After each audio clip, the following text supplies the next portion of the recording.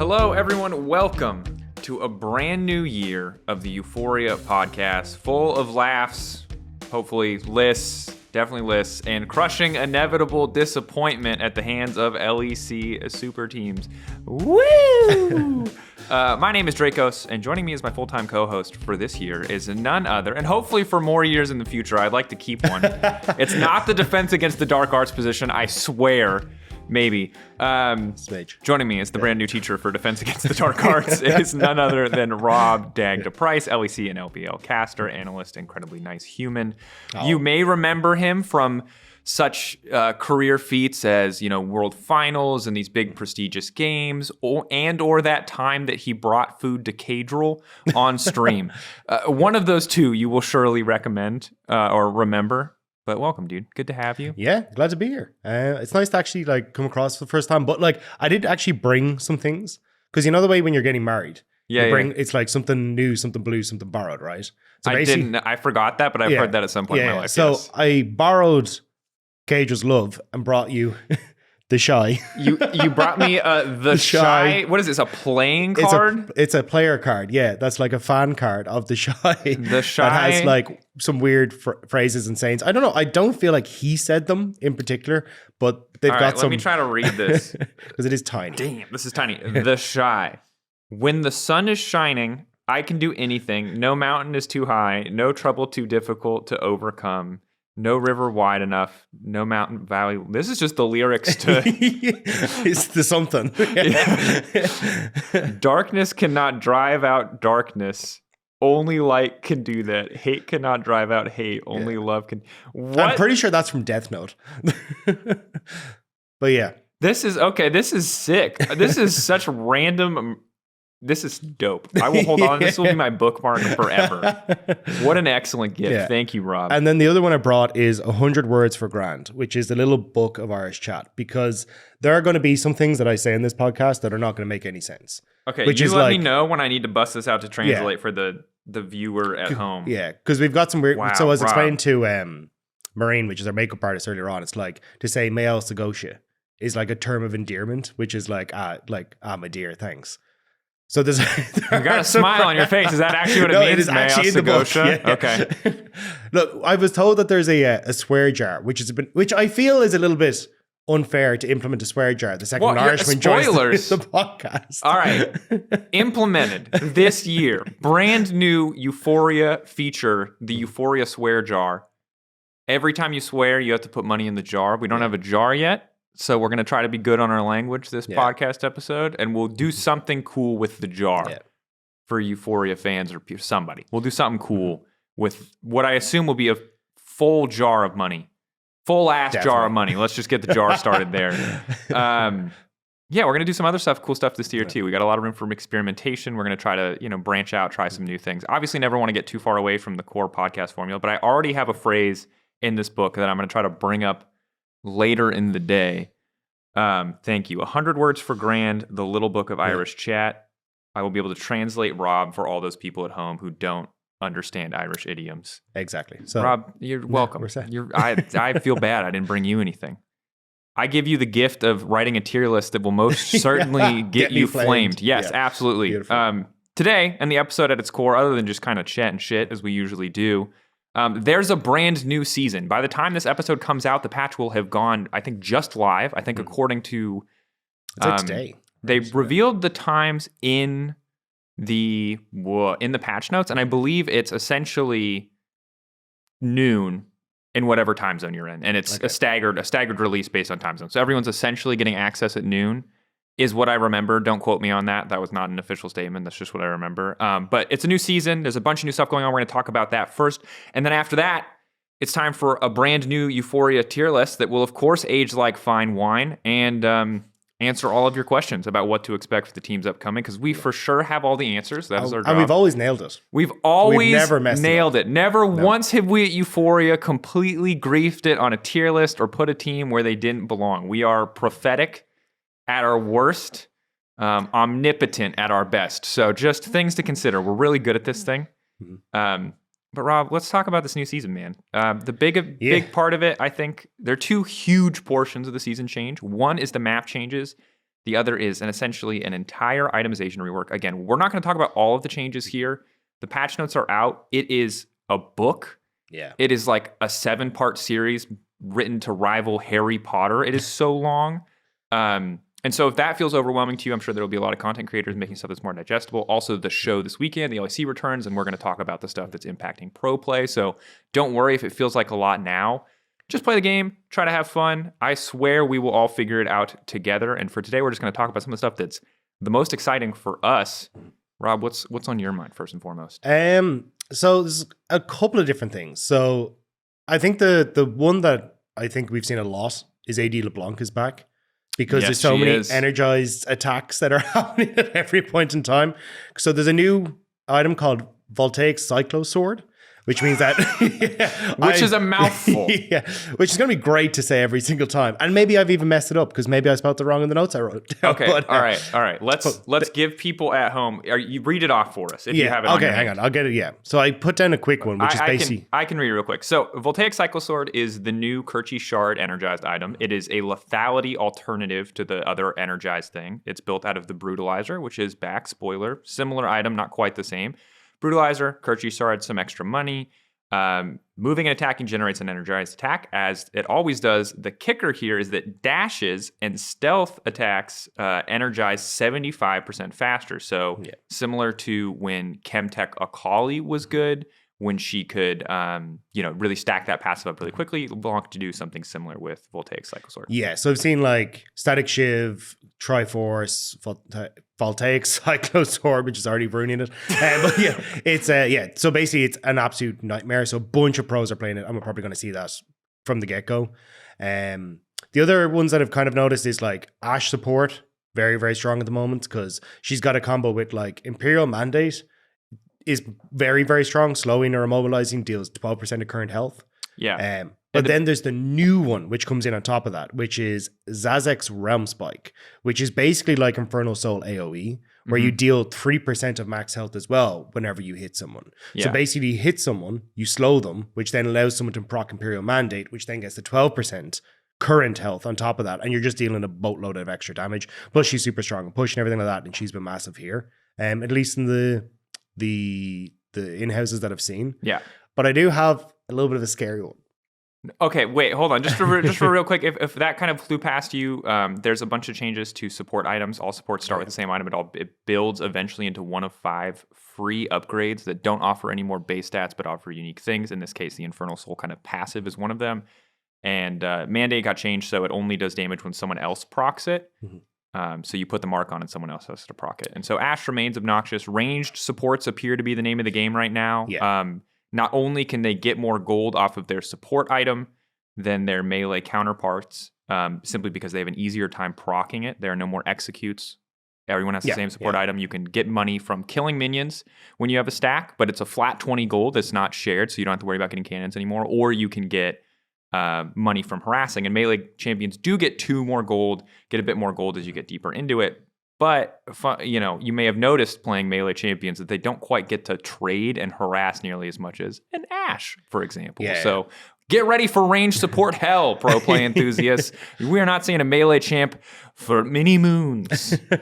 Anyway, so if that's not scary enough, Ashe support being good, Rob, which is not fun, least fun champion to play against, I think, in the history of League of Legends, next to the true OPs. What's freaking you out? So this isn't something that I've actually seen a lot of the in-houses in the West, but it's something that is massive in China, Korea, and like Asia Pacific and that kind of area. Is I think we're going towards an Ardent Censer meta.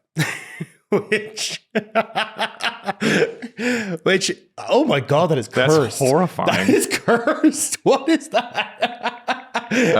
Our incredible production team has prepared a Photoshop of Rob, I think, as a Snow White-esque witch, offering us an apple, but instead of an apple, it's Ardent Censer, and it says, "Come dearie, just buy it one time."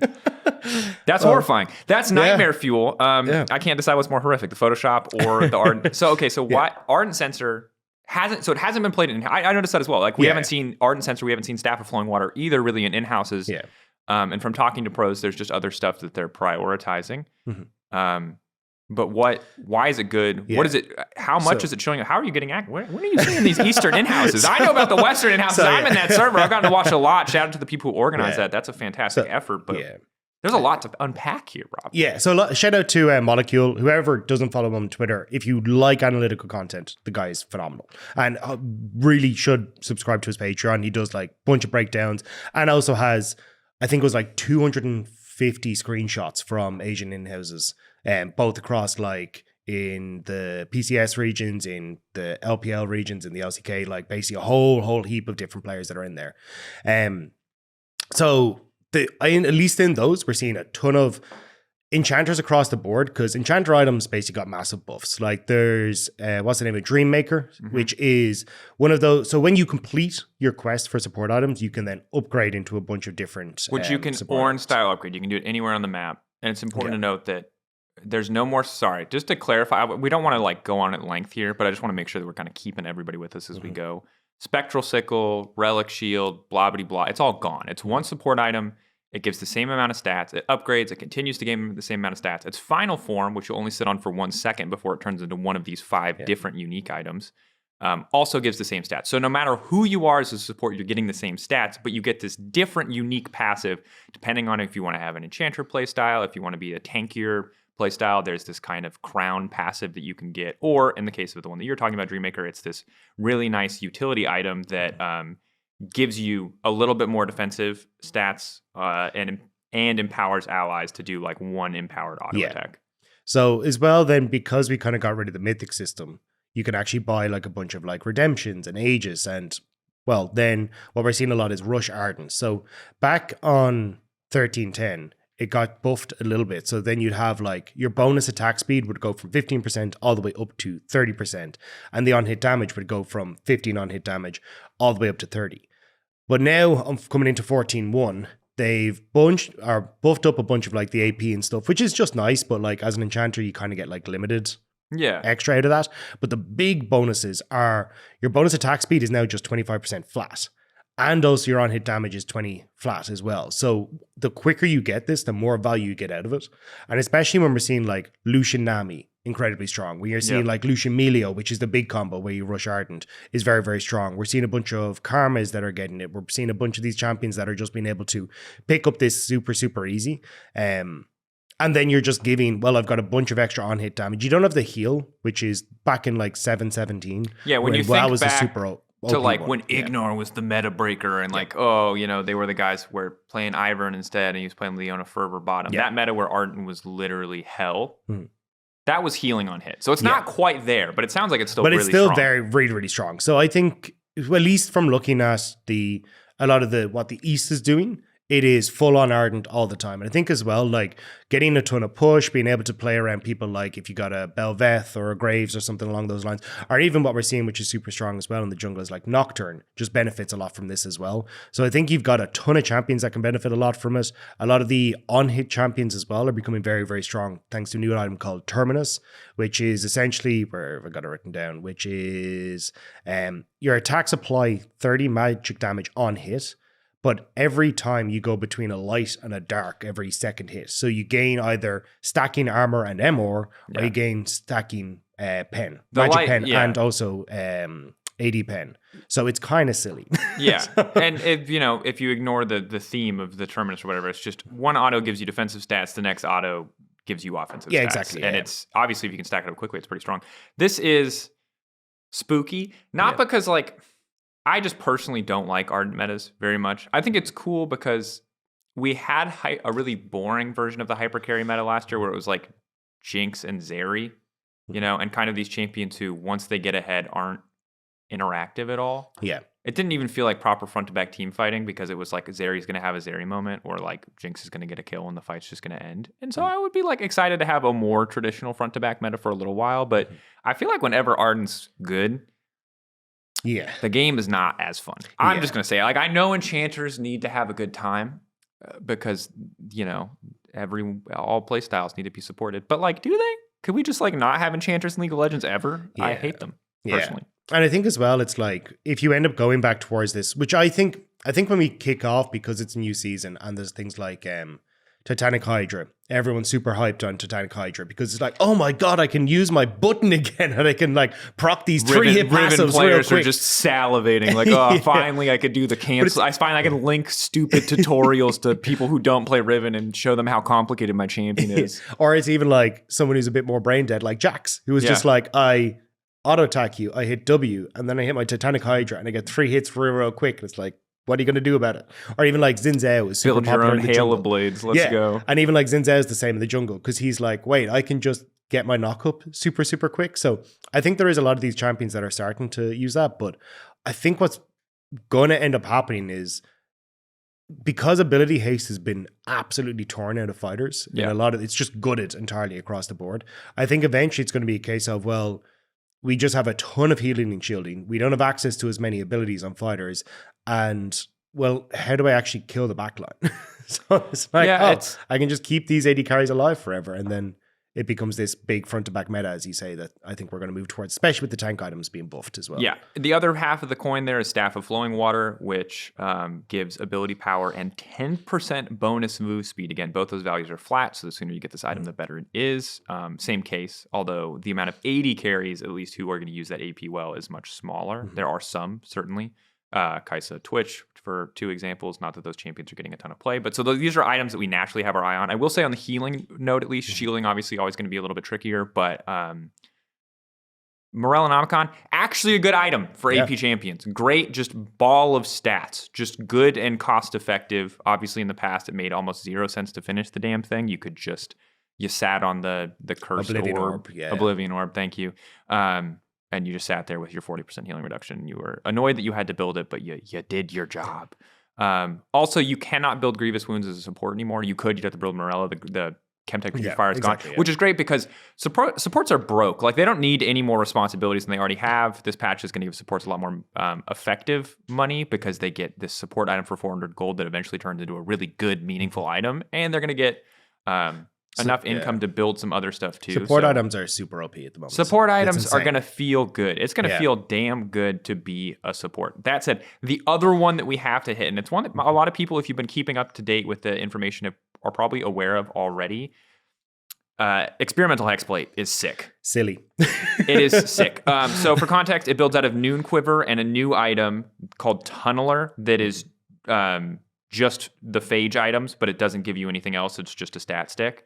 And this item gives you 30% ultimate haste, and then upon casting your ultimate, you get attack speed and movement speed. I don't think it's percent, 30% ultimate haste, but it's 30 ultimate haste. Yeah, 30 flat ultimate haste. Yeah, we're not back in the days of CDR. So this item in general has the potential to be insane because there are a large number of champions in League of Legends who rely on their ultimate. Nocturne.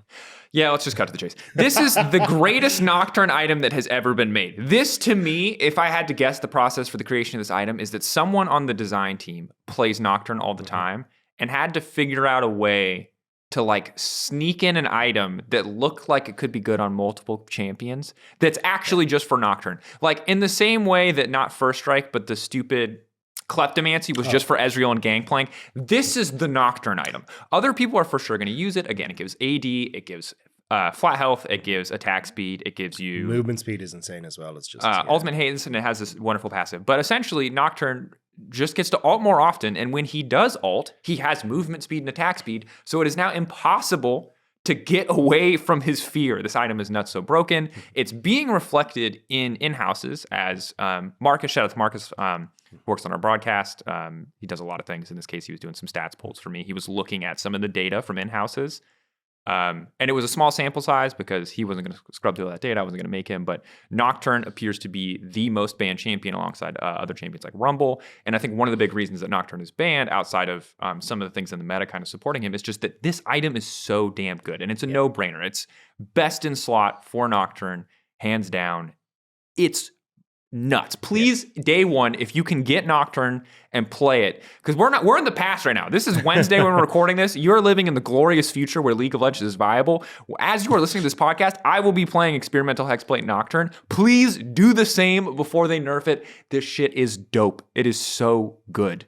Yeah, it's absolutely insane. And I've seen a bunch of people playing with it with what's called Zeke's as well, because Zeke's got changed. So you do 250 magic damage basically in an AoE around you, and then you get a bunch of slows as well. So you get the move speed off of Experimental Hexplate, then you get the slow off of Zeke's as well, and it's just absolutely absurd. I've seen a couple of people trying to play like Experimental Hexplate Zeri, which I don't know. I haven't actually seen it, but I've seen some people trying it. But yeah, I think it's basically just for Nocturne. Yeah, and if you want to cook with the item, the TLDR is if you are a champion, an AD champion, who wants to use their ult frequently and needs their ult for combat, and wants to open with their ult, that's crucial. You don't want to. It doesn't want to be Darius. You don't want to execute with your ult. You want to open with your ult. And who can also use attack speed and movement speed. And that's kind of the big one here. The attack speed is the interesting one because there's so many champions who, if it gave move speed and ability haste or move speed and lethality when you activate, like every AD champion in the game would love this item. But because it gives attack speed specifically, you want a champion who's going to leverage that. Zeri's a great example. Xayah is another one that I've heard just to get that ultimate off cooldown as much as humanly possible. But those are kind of the big ones that I think stand out to us. Hexplate, Ardent meta. There's rift changes too, but honestly, you guys are going to see all that stuff unfold, and we got some Twitter questions about it too, so we can talk about it later. I think the last one that I just want to hit on real quick is tank items being buffed. So Hollow Radiance, Magic Resist, Unfire Cape, super nice for tanks on the top side.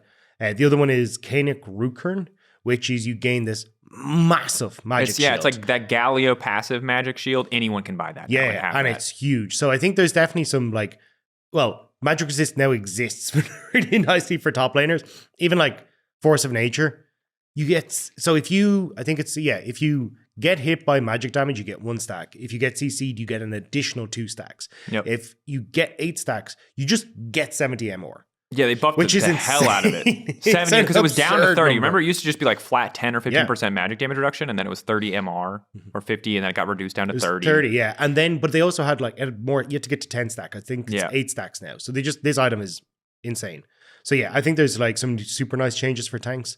So I think we could end up seeing tanks be significantly more viable. Like Ornn, I think, is going to make a big comeback. To round out this discussion, I think we should just solidify our predictions for what the meta is going to look like based on the in-houses we've watched. And if you're not an item person and you've been bearing along with us, this is the part that I hope you can listen to. Is this is our prediction for what pro play in the LEC is going to look like. Screw solo queues, what our expectation for pro play is going to look like. I will start with something we already covered. Bot lane is going to be all about push and priority. I do not think it will be as crazy as the T1 Carria stuff, where it's this arms race for like play any support you can to get bot lane push, but it will be about pushing bot lanes. It will be about range support. Bot jungle is so much more open and accessible now for either side. Yeah. You need bot push. If you get bot pushed, you can take over the bottom side of the map. And range supports, again, are really buffed on this patch in a lot of ways. One of them being that they just are going to generate more gold than melee supports, which means they're going to get their support items faster, which means they'll get their upgrade faster, and the upgrade is the big spike that you're looking for. Additionally, they're a little bit tankier. That's the big thing with this item is they get a lot more base health than they used to. It is a hard time to be a melee support. It's hard to justify that choice because range supports are just getting so much out of this patch. Past a lot of the tanky item changes, Frozen Heart's super cheap now. There is a world where melee supports are good, don't get me wrong, but like range supports pushing bot lanes is what the meta is all going to be about on the bot side of the map. And supporting with that, I think the jungle pool, we've talked about this a little bit already, but carry junglers look like they could be making the return. Yeah, I think you're seeing Nocturnes, you're seeing Xin Zhaos, we're getting Graves, we're getting a lot of these Belvets, things that can just so because the bot lane is kind of the only accessible lane to gank. So if people don't know, mid lane got expanded, top lane has been changed so that then it's way more difficult to gank or dive top lane. So bot lane kind of is the only viable place to gank. So we're seeing a lot of junglers that either farm till 6, then become like very gank heavy like Nocturne, or champions that are just going to be able to like, hey, I can just farm this out and become a menace later. So like the likes of your Graves and Belvets, but even like Karthus and Lily, I'm seeing a good bit in as well. So I think your jungle is probably the one that's a bit more flexible, I think, because you can still go for some Lee Sins and that have come through, but I think the scaling ones are going to come in a lot more, the farming junglers. Then for mid lane, I think you've still got AD LeBlanc, your Azirs, your Nikos are all kind of there. Mid lane's the one that feels unsettled to me. I think bot feels mostly figured out. I feel like jungle people mostly understand the impact of, and we maybe see some Iverns with, staff flowing water coming back. But I think mostly like a lot of these champions feel more locked in. Yeah. Top and mid are the ones that I'm wondering, are they going to kind of do their own thing, or is the amount of what's going on bot lane going to force other people to get in line? Because anytime we have a range support meta, someone else needs to be the beefy boy that's going to walk into Fog of War and place the wards. Yeah, and I think that is going to end up being top lane. I think it's going to end up drifting towards that because it's like, well, if I've got a pushing bot lane and I get invaded on a Sejuani, I'm just like, well, what the hell am I going to do? Like this is just going to suck. So I think it's going to be a lot of that. And I think at least from us, like Ashe, permabanned, Kalista, permabanned, Lucian, permabanned for that bot lane. Like these seem to be the ones that are coming out as big swingers. Hidden OP maybe, Samira, but we'll wait and see because she can use all the lethality item changes, but we'll leave that for later. Yeah. All right, I like that bold bet. Yeah. I want to see where it goes. So we'll see. Ranged bot lane. It'll feel very similar to Worlds in a lot of ways. I think the jungle pool will feel a little bit more opened up. Yeah. A little bit more opportunities for new champions there, even if the gank pass, we predict to go around the bottom side of the map. But we'll have to see, and you can, of course, watch it all unfold this weekend on the LEC. But with that meta in mind and with the changes in mind, it's time to get into the tier list, the main course of this episode. It's the usual. It's S to D tier. Yeah, we're going to make a great tier list here, and we'll pop it up on your screen. We're going to populate it. I like how confident you are in this after last year's fiasco. Okay, Phil, I'm going to say, God damn it, Phil, and you're going to pay for that swear jar. What the? I'm going to get roasted about this for the rest of my career. It is S to D tier. Please ignore the BDS tier that our producer so carefully put at the top. I'm glad it was easily deletable, though, because you could have just made that permanent, so... Well played. We kind of put BDS tier at the top once upon a time. A little bit. Just a small Didn't bit. age well. Yeah. They did beat Golden Guardians though. So who's laughing now, Euphoria listeners? I was really hoping, by the way, quick side note, when we went to Worlds, I renamed the passcode on my internet. If any of the American lads wanted to try and connect to BDS will win. So if they wanted to ever get off or get onto my Wi-Fi on my phone because I had free internet, they would have. Oh, so you're like, you tether, and you're like, oh, do you guys need data while you're here? That's fine. BDS will type this in. Just type in BDS will win for me. Thanks. And then copy paste that on your Twitter. Okay, I like that. So we're gonna run through each of the 10 teams. Obviously, welcome to KC. We'll talk about KC dead last. For the drama, for the effect. But we'll open with some of the easier ones. We'll run through each of the teams. There's a lot of changes and partnerships, et cetera, in the league. If you've missed the news updates, we'll kind of go through them as they come, as well as introduce you to the new rosters if you're not familiar, and talk about why we think they should be rated where they're rated. And we're going to start with the easiest team to rate, the team that will probably have the least to say about overall, and that is none other than G2 Esports. Rob, we each have our own separate tier list, to be clear here, and we're kind of meeting halfway in. Yeah, so I think we can just slam them down in D tier there, right there. Like, I don't think there's anything else to really be said. I think that's the... Is this a combined... Is this a joint operation between producer and talent to make me lose my mind? To sabotage you entirely. Yeah. But no, look, it's S tier. Let's be real. Like, absolutely smoked everyone last year. Looked absolutely great. I don't see much changing apart from what I'm hoping for is just they've learned from international competition. They're only going to get better and stronger from that. Head and shoulders our strongest team. Yeah, reminder, it's the same G2 roster as last year. That is Broken Blade, Yike, Caps, Hansama, Mickey X. Dylan Falco remains the head coach. The only back of house change that I've seen is that Duffman will be returning to G2. If you don't know who that is, he worked alongside Grabs for a lot of the glory years of G2. Very accomplished analyst. He did go to BDS with Grabs. That was kind of a rough year. Then went to C9, had some success with C9, obviously, and now has returned to G2. This is a guy that I think I've always been impressed by his work. I only see what he wants me to see. Yeah. But I've always been impressed by a lot of the efforts that he has, and the players have always spoken highly of him. So this will hopefully be a step in the right direction for G2, because as dominant as they were domestically, they kind of... They sucked when it mattered, and as we noted in the song, how are they going to live it down? How long will it haunt them? It remains to be seen. I think it's also when you come into a new season like this, that's just bedlam. Yeah. It's like, these are your chefs. These are the guys who are going to cook. These are the guys who are going to cook. Yeah. And this is, and again, we're not trying to undersell the competition here. It's just that there's no reason to assume that G2 won't come in as the top dogs. They haven't changed a single member on their lineup. They were the most dominant team. They've proven themselves to be good in multiple different metas. If we look at with no meta context, they're the best team. If we look with meta context, they're pretty well supported. Mickey and Hansama, one of our most flexible bot lanes, most certainly. Would we have liked to see more of that flexibility at Worlds? Yeah, sure. But domestically, again, the area where we should be focusing, they have been guys who can play it all. Carry junglers, yike, hello. Yep. You know what I mean? And then you got Broken Blade Caps, who are, two of the most reliable laners on very flexible an average day, and on their best day, two of the best laners in our league. So yeah, G2 clear S tier, kind of the team that all other teams will be judged against. Your ability to beat G tier, the lowest tier, exclusive for them when they lose to NRG. Your ability to beat G2 will essentially decide how far you can go, or whether or not you can ever take first in the league. At least that's the expectation for winter. We'll see if it all goes to shit or if anyone rises up. But G2 are S tier.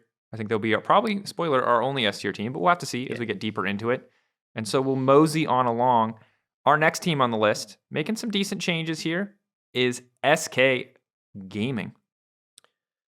Yeah, I mean, this is a very different looking roster, I think. Like the fact you're getting Isma in, who was playing over in the LVP, end up making it to the to the finals of the EMEA Masters in summer. And did look really, really good. I think he was kind of a lot of the early game aggression that we got to see out of his team. But I find, and also you got Niski then joining into the mid lane. So I think for Isma and Niski, I think that could actually be a sick duo. I think that could actually work out really, really well here. And for context, the full roster now is Relevant, who remained from last year, Isma, who came over from Movistar Riders, Niski, who's Niski, Niski, Exakick, and then DOS. Niski played for Mad Lions. I've seen so many. I actually just blanked. I was like, was he on Fnatic last year? No, yeah. Nicky played for Mad Lions, excuse me. So so 2 new players on this SK Gaming lineup. And as you noted, I was kind of hyped on Isma coming in. I feel like that's pretty exciting. Is it better than Marcoon? I don't know. We're going to have to see. That's the question. But I certainly think he is a strong player, or a promising player at the very least. And I liked how confident he was. That was one of my favorite parts. Looking and researching the games, obviously got to rewatch the EMEA Masters finals. This man was on the desk. He was just roasting Syncroft. Like, this guy can't play any champion that requires hands. I was like, damn, bro. Like, holy shit. You sound like you've been on this desk your entire life. Which is even better as a Frenchman, roasting the French team that you're about to play, coming in as the Spanish representative. Yes. Also, in a K Corp dominated house, to be certain. So I like Isma as a personality, and I've been impressed by his play thus far. Like, how does he shape up? I don't know. Yeah. But anytime you're playing with Niski, the kind of infamous Niski buff is that he turns junglers into MVP junglers, right?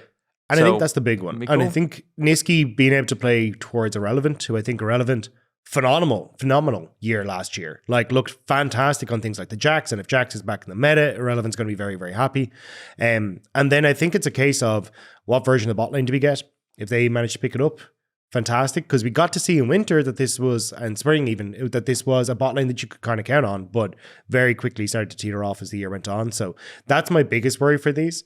And until I know exactly what Exakick and DOS look like, it feels hard for me not to put these guys above, like, will I just say it? Or do you want to? No, I'll come in here. I'll just say that, like, because I think we're taking this as like the optimistic perspective on what this roster looks like, but from a realistic perspective, or from maybe a more grounded or recent history perspective, SK kind of sucked. Yeah, exactly. In summer, right? And I don't think it would be fair to put that on Markun and Certus and be like, the problem children are gone. Although I do think Certus was one of the weaker mid laners in the league. We had a pretty weak mid lane pool last year, so it's actually impressive SK did or that actually kind of makes sense why SK did as much as they did, is because the mid lane pool was pretty weak. Niski obviously not as weak, much stronger mid laner overall. If we think Isma is a comparable jungler, I think this is good for SK. I think the biggest thing that hurts SK is I feel like everyone else around them also got way better. Like, if we kept last year everything the same except for this SK roster and came in, this SK roster would be like a top 5 for sure, top 4 contender, I would say, based on what we saw last year. Problem is we didn't. Problem is a lot of these teams look much stronger in this SK roster lineup now. So even though SK have gotten some pretty solid upgrades, like, unless Exakick and DOS are firing on all cylinders, I don't see how they're going to make this whole thing work. Yeah, especially when we literally just said it's probably going to be a bot lane dominated meta, right, for a huge amount of this. So, I mean, I have hope with Isma and Niski, but do you have faith is the better question. Yeah. Well, I'm putting them at C tier personally. I think maybe they can look good, but it is very much a case of like, I think for DOS, he did look more comfortable on range supports, but it remains to be seen. As you say, I think everyone else kind of around them has taken a bit of a step, but maybe it is D actually. As I say, I had them at C coming in. I have them at C too. But the more of it talking, the more you talk about it, the more you're like, are they just a 9th place team? I think they might be actually.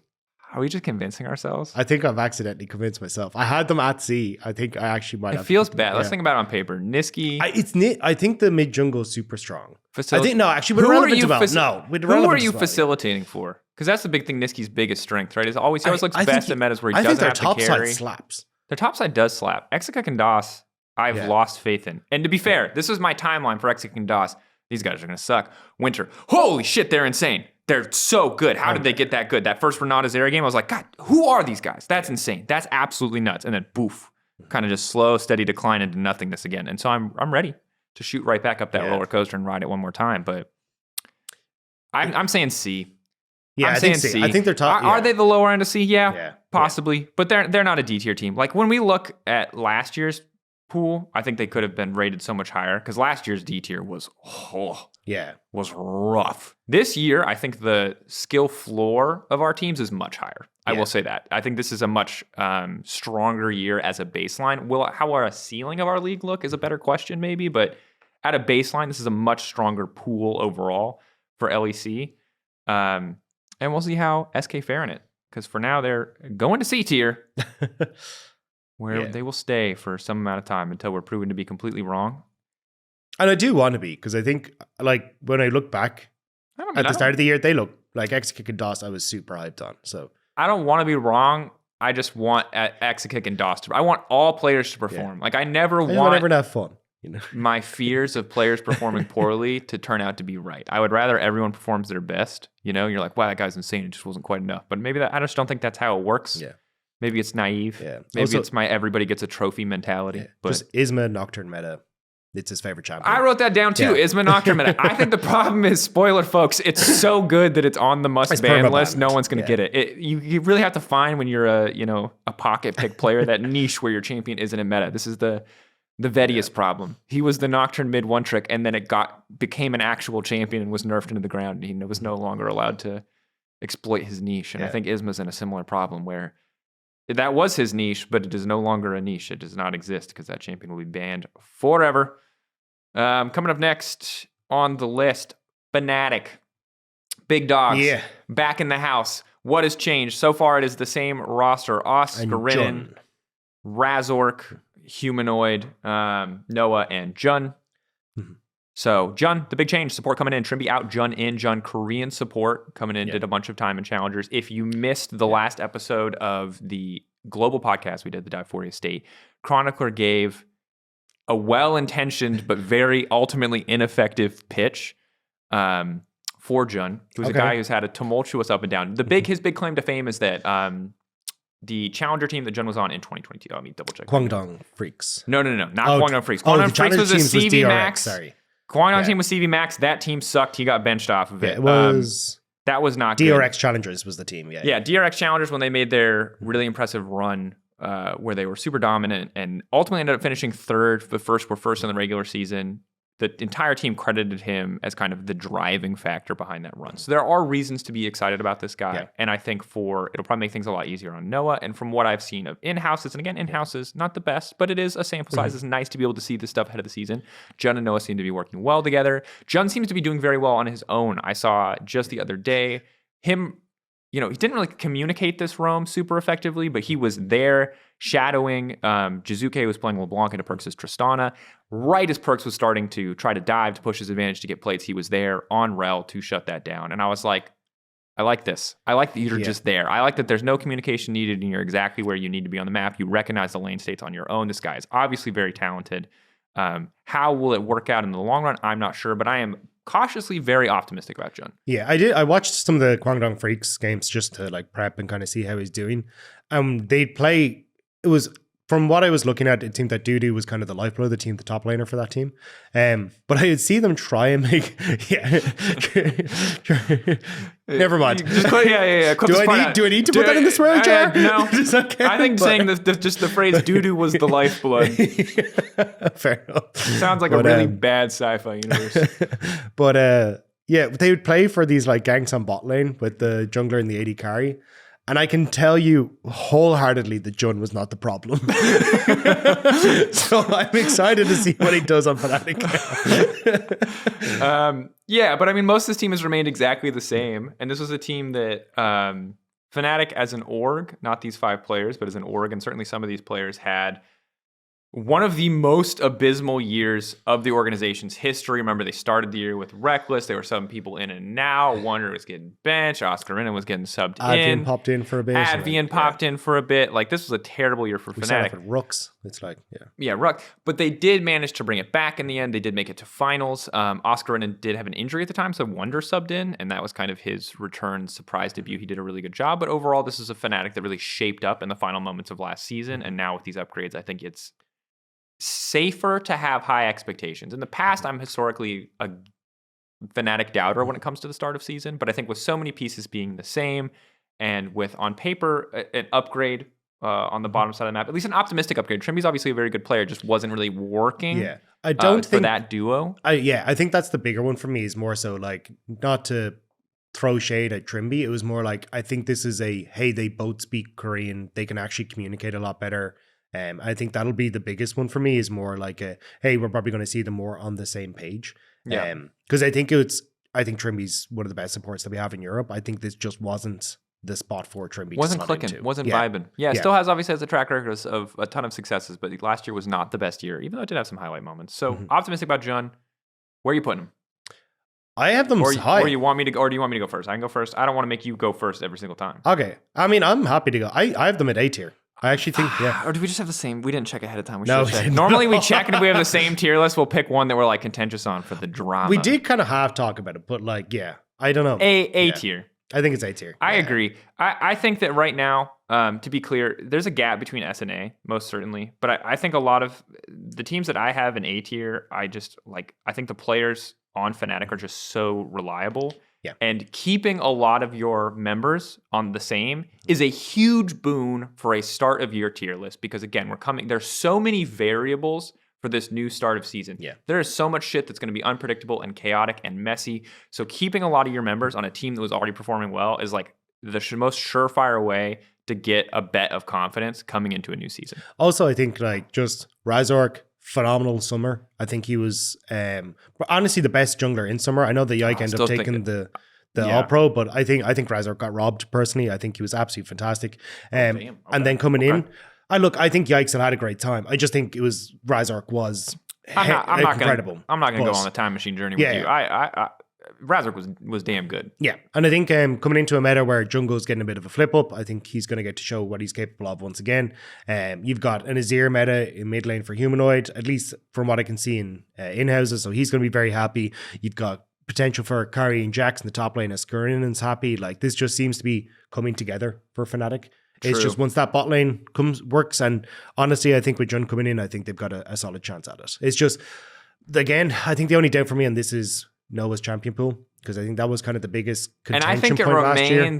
And like, in-houses are a terrible example. I'm not going to judge anyone against in-houses, but I won't say that I've been super inspired by new champion picks for performances in in-houses. And again, the meta's kind of already stagnant in in-houses in a lot of ways, at least on the bottom side of the map. There's some spicy shit on the top side more often than not, but like, because people are just trying stuff out. But I am nervous about that. I think that the meta supports it. I think he should be fine. I think if people want to put Fnatic B tier, I can see an argument if you're really concerned about bottom lane. That's the argument. But the top side is rock solid. How important top side of the meta is a question. What mid pool looks like is a question as well, because as low as we rated SK, there's a world where SK get off to a really good start if after a week of play, we transition to more utility mid laners. Yeah, true. Because I think there's a world where if everything's Ardent, everything's bot focused, we get back the TFs. We get back the Lissandras, and Niski is suddenly looking like a G again. I do have to say, though, I think after Worlds, I kind of want to like look at Niski and go, hang on a second, this guy can carry. Like, that Silas game against T1 didn't win, but like, that was a performance and a half. You're right. That was a pop-off. Yeah. I don't want to say he doesn't have him in him, and you're right. It is. We should always reevaluate our expectations of players with new information, because I think that it's easy to just get locked in the this is who this guy is, blah, blah, blah. Yeah, because I think Nisqy has the ability to like really step up. And even at the start of Mad Lions' year in winter, he was playing things like the Victor, having pop-off performance. So I think like there is definitely a time where I think Nisqy's starting to turn heads on carries as well, which I think he's now starting to go like, hang on, I can just be, screw this, like you beat me, you're top 4. It's like he actually is trying to push for top, just being the best. I like that. That's a good call out. Again, don't want to get too much back into SK, but a good call out for Nisqy. And we'll see what the mid lane looks like. But for now, Fnatic in A tier. At this exact moment, uncontested again. G2R, S tier. Right now, SK are in C. Those are the only 3 teams we've ranked. Our 4th team, Mad Lions, also known as Mad Lions Koi. Yes. Spoiler alert for the Koi thing with Rogue kind of got dissolved. So Rogue are Rogue again. They're no longer Koi. And then Mad Lions are now Mad Lions Koi. And when we tell you this roster, it'll make sense because god damn, that's a lot of Spaniards. That is the most Spanish I have seen on a roster since Giants in like 2014, 2015, man. This is a super Spanish roster. These are the, if K Corp is all about France, this is their counterpoint. These guys are all about España. Yeah, so we got basically the bottom half of the map is Movistar Riders from the EMEA Masters Finals. Mirren is coming across from Bison's E Club, who also played let's run through the roster one time, or it's up to you. I can do it so it's Mirren in the top side, El Yoya still in the jungle, Frescoe in the mid lane, Supa and Alvaro in the bot side of the map. So very much we have picked up a lot of the top players that were over in the LVP. Yep. And then brought them in alongside El Yoya. Frescoe is a Polish player, but he was on Movistar Riders as well. Yeah. And that's where a lot of my analysis in this team is going to be based from, to be honest. Yeah, I mean, it's a little bit tough because there are 4 players coming in from ERLs. And luckily, Movistar Riders did great. So you have a pretty far track record for them because you can watch how they can stack up against ERLs. And EMEA Masters we're getting better at gauging how much EMEA Masters results mean for LEC as a whole. This reminds me a lot of the Vitality roster that Jizuke and Attila kind of came in on, with like Cabochard kind of being the holdover. You essentially have El Yoya as the old man on this roster with these 4 young guys coming in around him. Although to be fair, they're not as young. They're not like 17-year-olds. Exactly. I think Sip was like 23.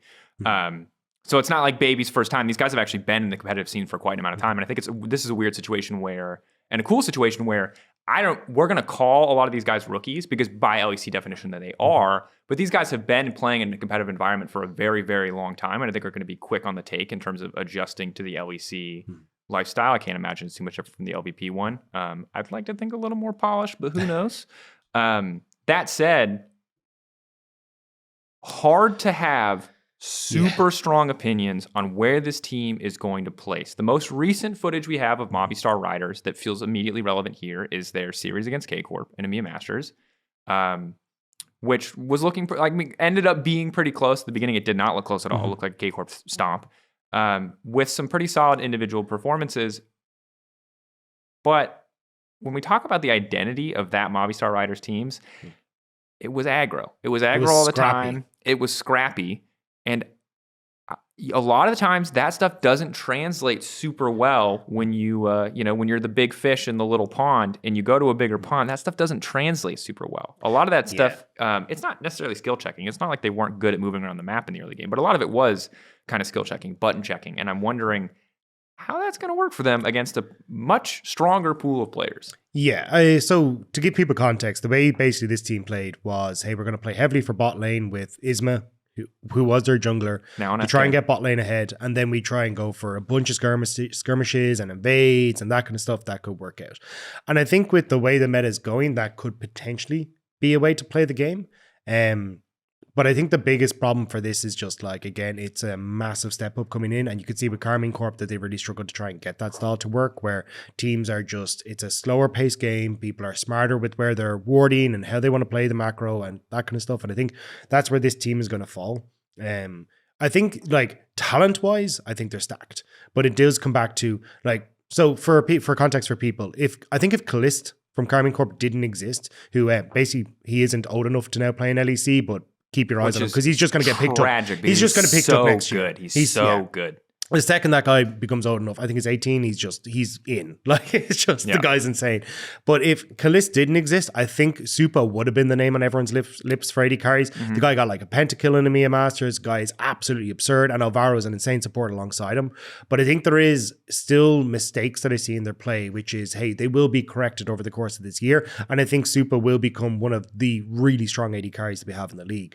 But I think it is going to be a year of growth for this team, not a year of we're going to come in and smash, because they're still making mistakes like overextending on mid-wave when you don't have control over side lanes and stuff like that. And I think that's where this team is going to falter, is they will probably come in with, hey, mechanically we're strong, but when it comes to the game sense that we need, we're just not quite there yet. And I think that the kind of fast-paced format that we find ourselves in can be harder for more veteran teams to really adapt their style and to really find a depth of style, because it's just go. But I think in terms of reps, it's such a high pressure schedule, yes, but you just get to jam out games every weekend on stage. And so for newer faces, I wonder how quickly they are actually going to be able to adapt. I wonder if it's actually going to be a boon for them, because that is another tricky thing about this start of the season overall. And this year for LEC is one of the strengths of our format is I find it to be more entertaining, right? Like that's an entertainment thing for sure. And you get to play a lot of these games and you get best of threes and you get best of fives. The downside is not a lot of time to adapt. Most teams have to hit the ground running. It's part of the reason why SK last year were so successful in winter. And so what is this split going to look like, where there's all of that compounding on top of the fact that it's a brand new season, a brand new patch? Crazy, because last year's game changes were pretty small. It wasn't anything that nuts. So I wonder what that's going to be like. Certainly, we could be in a world where coming into spring, we have a very different perspective of Mad Lions. But right out the gate, it is hard to hit the ground running this year. And you are going up against a lot of stacked talent. If you can do it, that momentum is going to carry you pretty far, because, again, adjustments are hard mid-season. But I don't believe, is what I will say. Yeah, I'm in the same boat. I can see it. You can tell me it. If in 3 months you go, hey, it worked out, great. But I won't be like, this is not a Bitcoin situation.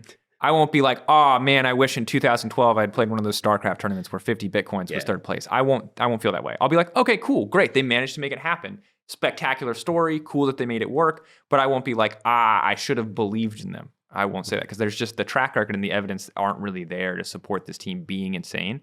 They could be good. They could be solid. I think if you're feeling really optimistic, you could be like upper end of C. I really think these guys are all going to gel together, But I think anything above that, you're kind of coping until you actually see the stage games, or unless you have a ton of information on scrims. But even then, scrims are like, if we think in-houses are fake data, scrims are also totally fake data. So I'm putting them D. I think they're the only D tier team. Now, I think it's close. And again, if they had come in last year, I think that I would have ranked them higher than a lot of our other kind of new formed teams. Certainly would have ranked them higher than BDS or Astralis, without a doubt, back in the day. But for this year, for these teams, for so many of the teams keeping a lot of similar components, changing out one part, I think it's a really hard year to be starting fresh, essentially. Yeah. And I think it just like straight up, if I look at their two carries, like Frescowi, never really a big standout for me when it came to EMEA Masters. And when you look at like our mid pool, like not better than Humanoid, Caps, Larson, not better than Niski, not better than Perks, not better than Video, right? You look at the AD carry pool, although I am hype on Supa and I think he will become very good. Like, I don't think he's better than Hansama, Patrick, Upset, Comp. There's another player that I'm going to say in a little bit, but we'll talk about him later. And then I don't think he's better than Karzi. Yeah. So it's like, well, straight up, it's like, well, you're just kind of getting outmatched into the roles that are required. And I think they will grow. I think it will take time, but yeah, I agree with you. I think it's going to be D tier for these guys, where their hype-based players just need time to become hype. Yeah, and we'll kind of see what their growth trajectory looks like, because I would love for them to have that kind of rookie story in the LEC, like the Mad Lions had, that original roster. Exactly, yeah. Or Vitality had, or Misfits had, where you have this young squad that's kind of fresh. Yeah. We don't have Challenger anymore, but this is essentially, I think, Movistar, Koi, and Mad Lions. There's a merger, and if you want the finer details, you can check it out there. I'm not the guy to talk to about that, but this is the culmination of so many Spanish orgs' effort. You have a full Spanish roster. This would be a cool story. This could be a sick fairy tale story for Spanish League of Legends. But I'm not going to count my chickens before they hatch. I'm not going to promise you that when there's not really any reason to. Yeah, and also just on the whole, the Mad Lions story that was like bringing up these rookies and creating that system's gone. Mac is gone, Pad's gone. A lot of the guys that were involved in that system are no longer part of this team. Yeah. So I think that as well, like not having, which I think was an incredibly strong coaching staff that was very good at doing that. Yeah. I think is going to make it more tough for these guys to just come in and succeed. This is outside of your opinions on EUphoria. This is a full reset. This is an opportunity to relearn what it means to be a Mad Lions fan, relearn what it means to be a fan of these players. We're starting essentially from square one. Yeah. And EUphoria, a very strong core, very good player. If anyone from a jungle position can lead this team to victory, EUphoria is on that list. This is the guy, when he's performing, is top in our league, no doubt in my mind. If Razork hadn't gone on such a tear last year, I would have been able to confidently say best Spanish jungler of all time. But Razork obviously fighting back in that battle and has continued to fight back in that battle pretty much through all of last year. So it's a tight race, but maybe EUphoria can prove himself superior by taking this team far. We'll have to see. Mad Lions in D tier. Soul team in D tier. Next on our list after Mad is none other than Rogue. So again, the other half of this whole Mad Lions Koi thing is it Rogue or Rogue again? They've gone Rogue the second time. That said, the team, very similar to what we saw last year at Shigenda in the top lane. This time they brought over Marcoon from SK in the jungle. Larson still in the mid lane, Comp, and now Zoelis coming in. How do you say it? Zolis. I think. I listened to the LFL broadcast. So that's how they said it. We get player pronunciation guides, and we usually check those on Friday before we cast. It's Wednesday. So if we butcher any pro player names, feel free to reach out to us, let us know. But it's not, obviously it's never deliberate, and we will learn them all by the time we're on. And also, my French isn't amazing, so maybe I just picked up the wrong word. Possible. So how do you say it one more time? Zolis. We're going to go with that for now. Let us know if that's incorrect. So Zolis coming in. For Rogue, just a reminder for last year, they kind of crashed and burned. It was a pretty depressing year for Rogue fans because, again, on paper, at the start of the year, this was a team that you could pretty reasonably have high expectations for. Outside of those of us who might have believed in the Vitality super team, the Fnatic, Fnatic also looked like they had a pretty good roster. G2 looked like they had a pretty good roster. Like, this was a team that we were like, this team felt like the safe bet. You know what I mean? Like, this was a team you're like, this team's probably just top 5. All they did last year was swap out Odo, little Trimby change up partway through, right? They didn't even start with the Trimby change up. They had Trimby at the start. So it was just like, they felt like safe bet. They were not the safe bet. Trimby got swapped out. Advian came in. This team was bad at the tail end of summer.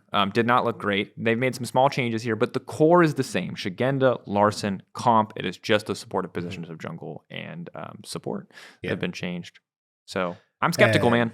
Yeah, I'm kind of in the same boat. I want to give some context on Zolis first, just because he is kind of the new part alongside Marcoon. So this guy is very hyped coming in the support role. Like, won NFL MVP in Spring Split on LDLC, which is incredibly tough to do as a support, and especially when you look at how stacked the LFL is, the fact that he managed to pick it up is insane.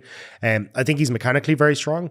The biggest thing that I've seen with him is that I think his lane matchups could probably use some work, like his understanding of how they work.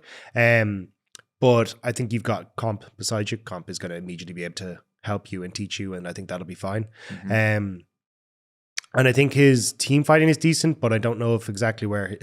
What did I say that you immediately had to look up? I think he's sound. If that helps, I can go full Irish, but yeah. No, I was gonna say these French supports. They didn't lick it off a stone, which means it runs in the family, according to this Irish idiom book. Didn't lick it off a stone, which is hilarious. Yeah. The Irish are wading into the nature versus nurture debate. I'm not reading this whole thing. That's too. Have you ever met his mother? It's not off the stones he licked it. Yeah. So presumably it's the apple doesn't fall far. The apple doesn't fall far from the tree. He didn't lick it off a stone. Yeah. So French support or LFL support talent, they didn't, lick it off a stone. They didn't lick it off a stone. Yeah. Sorry. Anyway, continue. Just had to derail. I had to get the book in here. 100 words for grand. But yeah, I think the biggest so I am hyped to see Zolis join us, but I think on the flip side is that I don't see Marcoon or Zolis fixing the problems that are inherent in Rogue, or Koi, which they were, is there's no proactivity. No one wants to do anything on this team. And it was a case of, hey, we either do nothing and scale to a point where we team fight well and we can do that. But if anyone does anything at any point in time in the first 15 minutes of the game, we kind of just fall apart. And when I looked at Marcoon at the end on SK, that was kind of the same problem that we started to see creep into SK as well, is that Marcoon couldn't really find these ins and wasn't able to be as aggressive. And look, not the only issues. No. I think it's actually a valid point. But what I'll say about the Marcoon's lack of proactivity is that I think this team was setting themselves up for failure from a player and champ selection standpoint because they kept making him play Wukong. Yeah. And I think it was just poor reflection from SK on what actually made their team successful, which was Marcoon's early game activity. So what I will say is that while we didn't see it at the end of last year, if you think back to that one, was it Elise? It was the Elise game versus G2. Yeah. Like Marcoon is a guy who's historically has been very, very proactive, right? And that's been like, there are other faults in his gameplay, but if anyone is going to solve Rogue's early game proactivity issues on this roster, it would be Marcoon. Now, notably, they've also brought in N-rated to the support staff, which if you're an old head like me, is like Freddy 122 and N-rated. Like, what year is it? I have no opinions or insight into how N-rated functions as a coach, but maybe that's something he can push for as well, because obviously the system of, Freddy, Larson plus X has for many years been a pretty passive team, and they've won a lot. They've done well, but they've never been known for like wanton early aggression. They've been known for drafting winning lanes and like slowly choking people out, but they haven't been known to be a scrappy team pretty much ever, right? And so maybe Marcoon can change that. Maybe N-rated can change that. But I'm inclined to agree. I don't know how scrappy the meta is going to be. Certainly they could be set up to just draft winning lanes with what we're talking about for bot lane things, but I am not hyped on the Rogue train right now. I have been disappointed by this team many times. That said, even when I was disappointed by Rogue in past years, they still had pretty decent placements. They just didn't grow in the way that I think you would want a top team to grow, and that kind of always hampered where we would put them or where we would rate them. But last year they were not good, and unless this team clicks right off the bat, I'm with you, Dagda. I'm not super seeing it. Speaking of C's. I C tier? You C tier? Yeah, C tier. It's the easiest tiers of my life. We don't have to fight about anything. Sorry, team. We'll fight about something somewhere. It's all clicking. It's all coming together. Rogue, C tier, the return.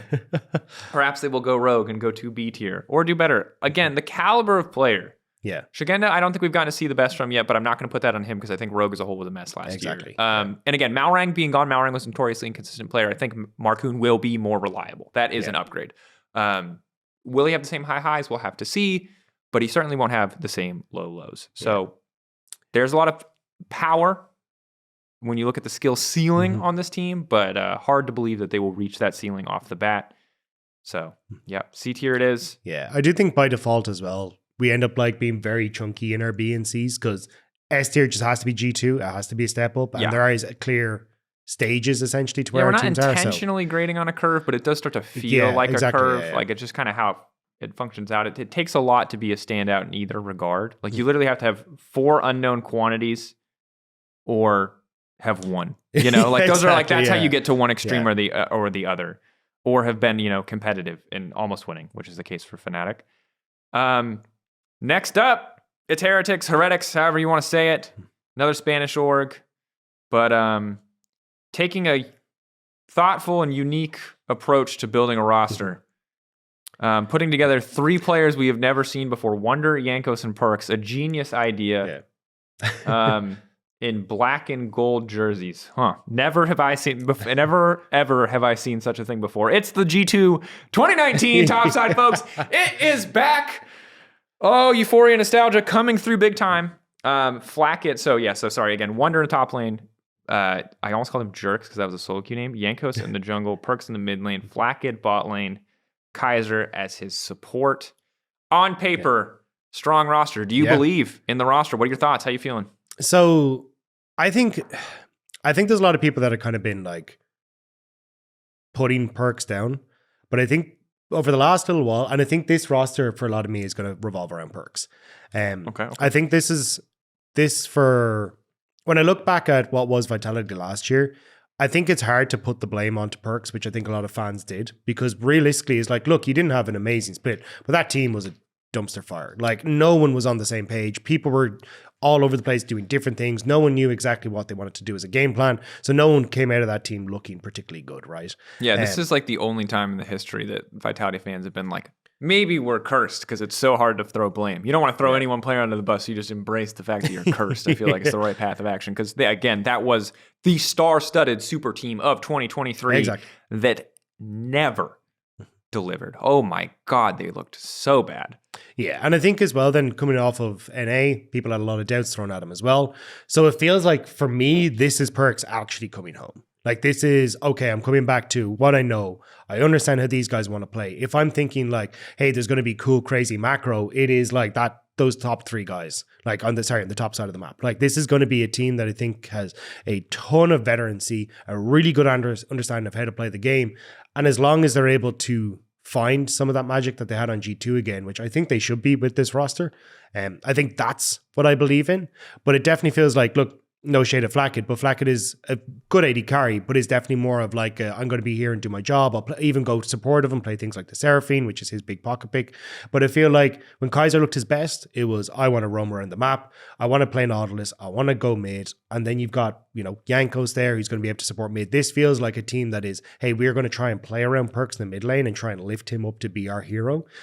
And that's where I think it's a case of, I think this is the moment when Perks can like find that old magic. And I think this roster is going to be really, really strong.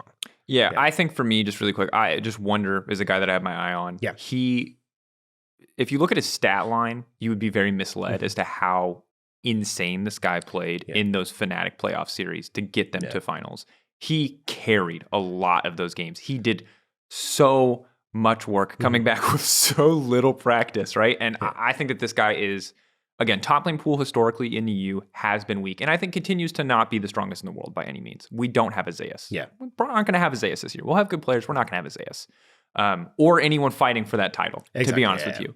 But Wonder is super reliable. And that, to me, makes this team very exciting. Top lane is not where we expect the meta to go, but I think having that and having that comfort of knowing that this is a guy who will play anything kind of without ego, as much as he likes to chat shit and trash talk, is really strong for the team. And Flacket is a guy that I'm generally skeptical of, I think, because he was a bit overhyped when he was on G2. So I think people oversold him to me, and so I feel this impulse to tear him down. But I don't think that that's fair to him. I think he's a solid player. Yeah. I believe that he can grow into more. And I think Kaiser has been, despite last year, one of the best supports in our league. He was the guy next to Mickey X and Hillsang that you were putting in top 3. Exactly. I think it's a bit more contentious now as Trimby's obviously gotten better, although Trim doesn't have a team, so maybe less contentious now. But this is a guy who, when he's playing at his best, is one of the supports of our league, best supports in our league, hands down. And I think that these two can work well together because while, yes, I prefer to see Kaiser roaming, he was also the guy cooking with Karzi, wild stuff on the bottom side, Senna combos, et cetera, et cetera.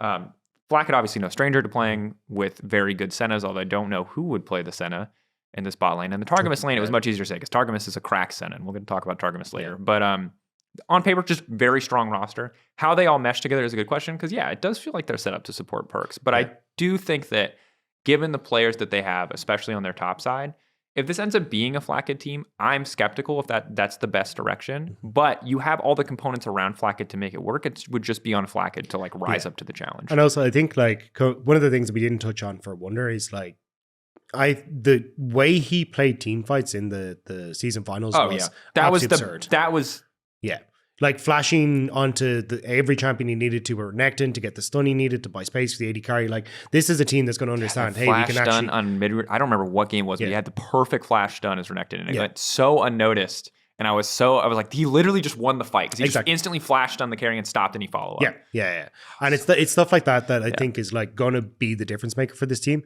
And even back in like 2022, I put Wonder as like my best top laner in the league personally when I voted, because I think the understanding he has of not only when he plays team fights, but he went very unnoticed on, hey, I'm going to like reset on this wave so that I can get to bot lane and I can actually be in a position where, okay, now I've shoved this wave out. We have 2 side lanes that are now in position for the dragon that's in a minute's time, right? Like, he was very good at understanding how to set up the map correctly. And I think that's the part that's going to be a big win for this team. So, I mean, for me, Heretics is A tier.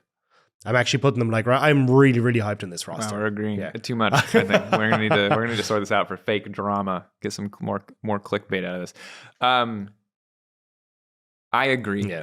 I think that if you believe in the Heretics vision and kind of this team, you can put them A tier. And if you don't, I think B is the lowest you can put them. Because again, even if you think that Perks is trash or whatever, it's like recent, which I like. If you don't think Perks is the trash is obviously too strong a word. If you think Perks isn't the best, like fine. I think there's is this a chance for redemption? Sure. Every year is a chance for redemption. But I think like the rest of the players on the team are so solid. Yeah.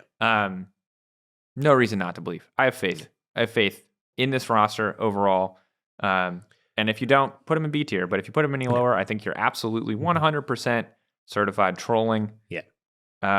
Also just the environment. Like that G2 environment of, hey, like 4 pieces of this team have been through that environment of, hey, we're going to laugh or joke, we're going to be friends and that kind of stuff, which I think would just help. And even just the way that you want to present information and the way that you want to communicate with each other, I think is going to help out a lot as well. So I think just across the board, that has always worked better for EU teams than the like super professional clock in, clock out. And even if players feel sometimes like they're mature enough to function in an environment like that, I still have not seen it function as well as the like band of brothers. Exactly, yeah. Teammates who you really, truly get along with. And from what I can see, they're all getting along pretty well. Again, is Twitch chat and in-house is the best indicator? No, but looks good. Positive signs. Next on the list, BDS, formerly BDS tier. Spoiler, not today. In the top lane, Adam, Shio coming in the jungle, Nuke. So same in the mid lane, Nuke in the mid lane. Ice in the carry position and LeBrob in support. Ice, the newbie coming in, played in Ultra Liga.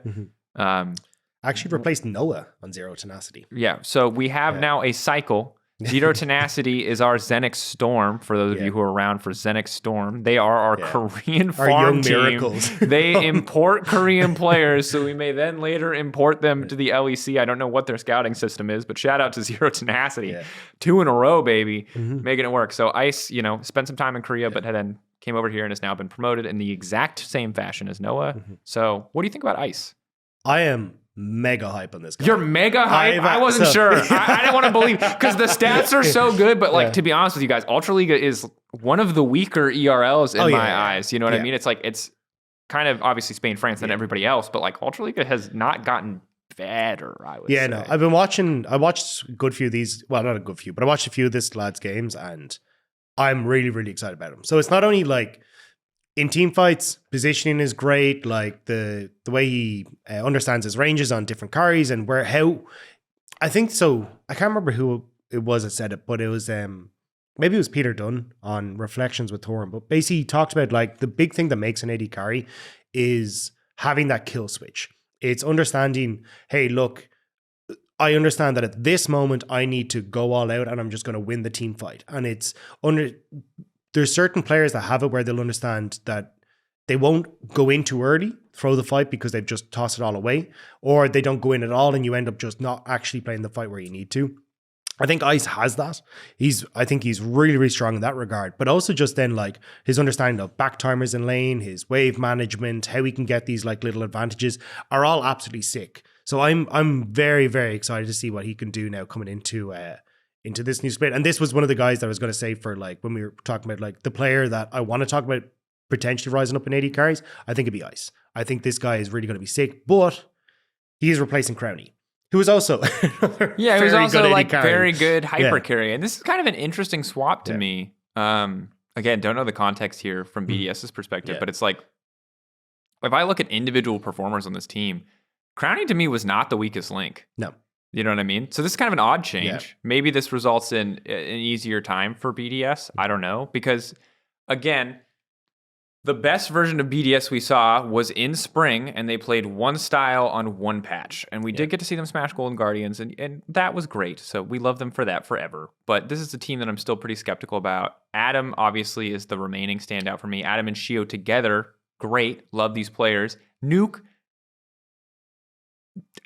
all right. He's all right. And he's had great games and he's had bad games. But on average, like, I don't think this guy competes with the top in the league. And so it's interesting that you had a pretty solid AD carry already. And don't get me wrong, Crownie had his bad performances as well. And I don't know what happened behind the scenes, but it's like, I would have looked at mid first to be the swap point. Now they've opted to keep Nuke, so I'm going to trust their vision here. But when I think about what we know about BDS and this new lineup, Ice being there doesn't change my expectations for if you swap that with Crownie, I'd probably put them in the exact same place I'm going to put them today because it's a player who I think is going to fill a very similar role, which is a carry and a meta where you're playing ranged bot lanes. Great, good to have, but he doesn't feel vastly different in terms of player identity to Crownie, and so it doesn't really adjust my expectations of BDS very much, which domestically haven't changed. As good as Worlds was and as many moments as there were, and as much as I'm starting to believe in Adam more and more as a player as he continues to expand the identity and not just the gods meme. I just think he's generally a good player. And Shio as well. I think Shio continues to prove himself. It's just like, I don't think it's going to be enough because it wasn't really enough in summer a lot of times. I mean, there's issues with his champion pool, right? Where there was like, hey, look, he kind of looked good in things like the Syndra and that kind of stuff, but it wasn't really able to expand a huge amount. I think it was Syndra, Cassiopeia, and Azir, I want to say, with the 3 picks where I was like, hey, yeah, he's going to be all right on this. But with mid lane now becoming wider and becoming more about the 1v1, I think there's more chances to exploit him in that regard. Because I think, as you say, Sheo was quite good at like, hey, we're going to try and hold mid together or hold our lanes together, which was kind of where he stood out. I think there's a little buff for Adam in that top lane is more isolated because if you are against these horrible 1v1 champions that Adam likes to play, well, good luck to you. You're just stuck there more often now. Yeah. But I do think that the Ice coming into this isn't going to massively change everything. And honestly, Sheo, like I loved him at the start of the year. I thought he looked absolutely fantastic. He was really good at tracking. It was brilliant, but that also kind of fell away towards the end of the year where I don't know if it was what was happening behind the scenes, but Sheo just didn't look as good. So it's kind of hard for me to fully believe that this team is going to recapture the magic that we saw in winter and spring. It feels like it's kind of going to be more of a summer show than anything else. Yeah, and just for context, if you don't remember, like kind of the end of the year for BDS, they it's 4 or 5, wasn't it, that they finished? Yeah, and they because of their performance in spring, they were kind of able to cement themselves a spot in the season finals. The downside is that their season finals run was pretty underwhelming. They got kind of smacked around by G2. They smashed SK, who were bad. SK were in rough shape. That was not a good series for them. And then they played a really close series versus Fnatic, but it was a Fnatic who had just subbed in Wonder, right? And so it's like you don't get a ton of points for that one because Wonder also wasn't great in that. It's like he played great in Montpellier. He did not play phenomenally in the BDS series, right? And so for me, I'm just not, I don't, the faith is not there for me, for BDS. I think that if Nuke continues to develop as a player, and I feel bad to put it all on Nuke, but Nuke is really the guy that I want to see step up because this team just keeps building around him, and he is not a top 3 mid laner. And that's the thing. It's like, this is kind of crazy to me. So I don't know what he provides behind the scenes. And obviously he's a nice dude in real life. I hold nothing against him, but it's like, you continue to build around this player over and over again. I want to see the next caps at this point, how many years you have doubled down on this guy. You know what I mean? So I think they'll be solid. But again, probably nothing crazy. I'm putting them B. Yeah, I actually have them at C. I don't even have them. Yeah, I don't even have them that high. I think it's just, if we see the big step up from Sheo again, it's going to be fine. But I find it hard to fully believe in this team when, I mean, their mid-jungle looked so atrocious in summer.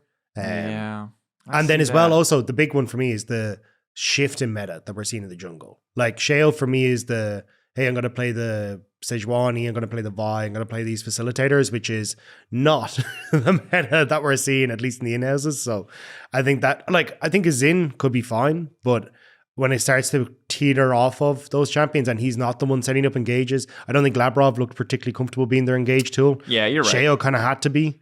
And I was like, oh, well, you don't have that anymore.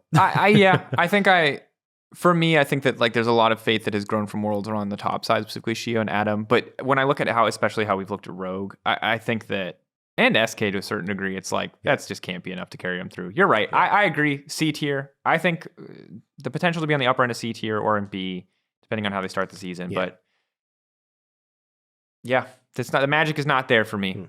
And I feel bad because BDS have obviously, no matter how many times we say the magic isn't there, they kind of show up and then we put them in S tier and they suck. So this will be the season that they pop off. I learned, all right? I've learned from my mistakes. This is it. This is the season they pop off because we once again underestimated them if you're into sports superstition. Anyway, we got 3 teams remaining on our list. Currently, just for a check-in for all of those of you in podcast land, at the top of the table, G2 and S tier. A tier is Fnatic and Heretics. B tier currently empty. C tier is SK, Rogue, BDS. D tier solely controlled by the Mad Lions. And our next team, none other than Team Vitality, who are not cursed. Don't let any commentators or anyone else convince you. They have kept Hylissang and Carzzy. No, what am I talking about? Everyone has shifted around here. It's all gone. Photon is the only holdover here. Yeah. Photon, technically Dagless as well, is now coming in. He played a couple games on stage. Still technically a rookie. Hasn't played enough to overqualify him. Now it's VTO, Carzzy, and Hylissang coming in as the new runners for this roster. Exciting roster. Interesting roster. What's your gut instinct? So I actually am hopeful for the squad, which as Vitality is the same thing I say every single time I see the roster. But I actually think that so the big one for me is like, whenever I look at Vitality in the past, it's been like, this is a bunch of name brands that don't really feel like they're going to gel together, where it's like everyone wants to be the big carry. Like when we looked at like last year, right? It was like Perks likes to carry, Bo likes to carry, Upset likes to carry. It was like, who do you give? And even Photon to a certain extent likes to be the carry. So who the hell are you giving the resources to? Someone has to take a back seat. And I think that's the biggest struggle. When I look at this roster though, it's like, I think Dagless can play that more facilitator role. I think Video, when is needed, is happy to take the back seat, but can also step up and be the big carry. I think Carzzy has shown multiple times that he's willing to take a back seat if needs be, but I also think is kind of underrated when it comes to AD carries. I think he's had some fantastic performances when it comes to literally holding teams together. And you've got Hilly that loves to roam around and can support both Video and Carzzy. So on paper, I can see the angle that this team went for, which wasn't in case that we're going to throw money at big names and hope it works. It actually feels like this is, I have an idea and a game plan of how this will all come together. And if we forget the fact that this org always seems to find a way to mess it up, there are a lot of positive indicators past just the roster. They've kept Coach Carter, again, formerly of Misfits, guy that has come with a lot of praise. Yeah. Even if it didn't work out for Vitality last year, he was their coach last year as well. But now Mac has swapped from head coach to head manager and has come over, and Pad has over as a strategic coach. So a lot of the Mad Lions coaching staff, which is big, have come over, who have a pretty great track record and who obviously have worked with Carzzy and Hylissang are coming over as well. So there are a lot of reasons to be excited about this team right now. I will say that VTO is a big question for me. His last year was all over the place. Yeah. At best, it was good. At worst, it was non-existent. He did have some issues. I don't think that publicly anyone ever found out what those were, and so I won't dwell on it. But obviously, he had some performance issues on Excel that were related to personal reasons. And he looked good on Heretics, though. He did look pretty solid on Heretics. Yeah. But again, this is a guy who I think probably oversold him after the Misfits hype, and now I'm a bit more reserved. I've been hurt. Mm-hmm. I'm willing to see where it goes, but I'm not gonna tell you the VTO's the second coming of Caps or anything. I think that he's solid. I think that he has the potential to be great. We have seen that ceiling, but I will believe it when I see it. And Carzzy Hylissang, obviously a solid bot lane, albeit a bit inconsistent. Mm-hmm. Hilly gets your team to playoffs. I feel like he's an inevitability in that regard. But out the gate, no, I don't believe in it.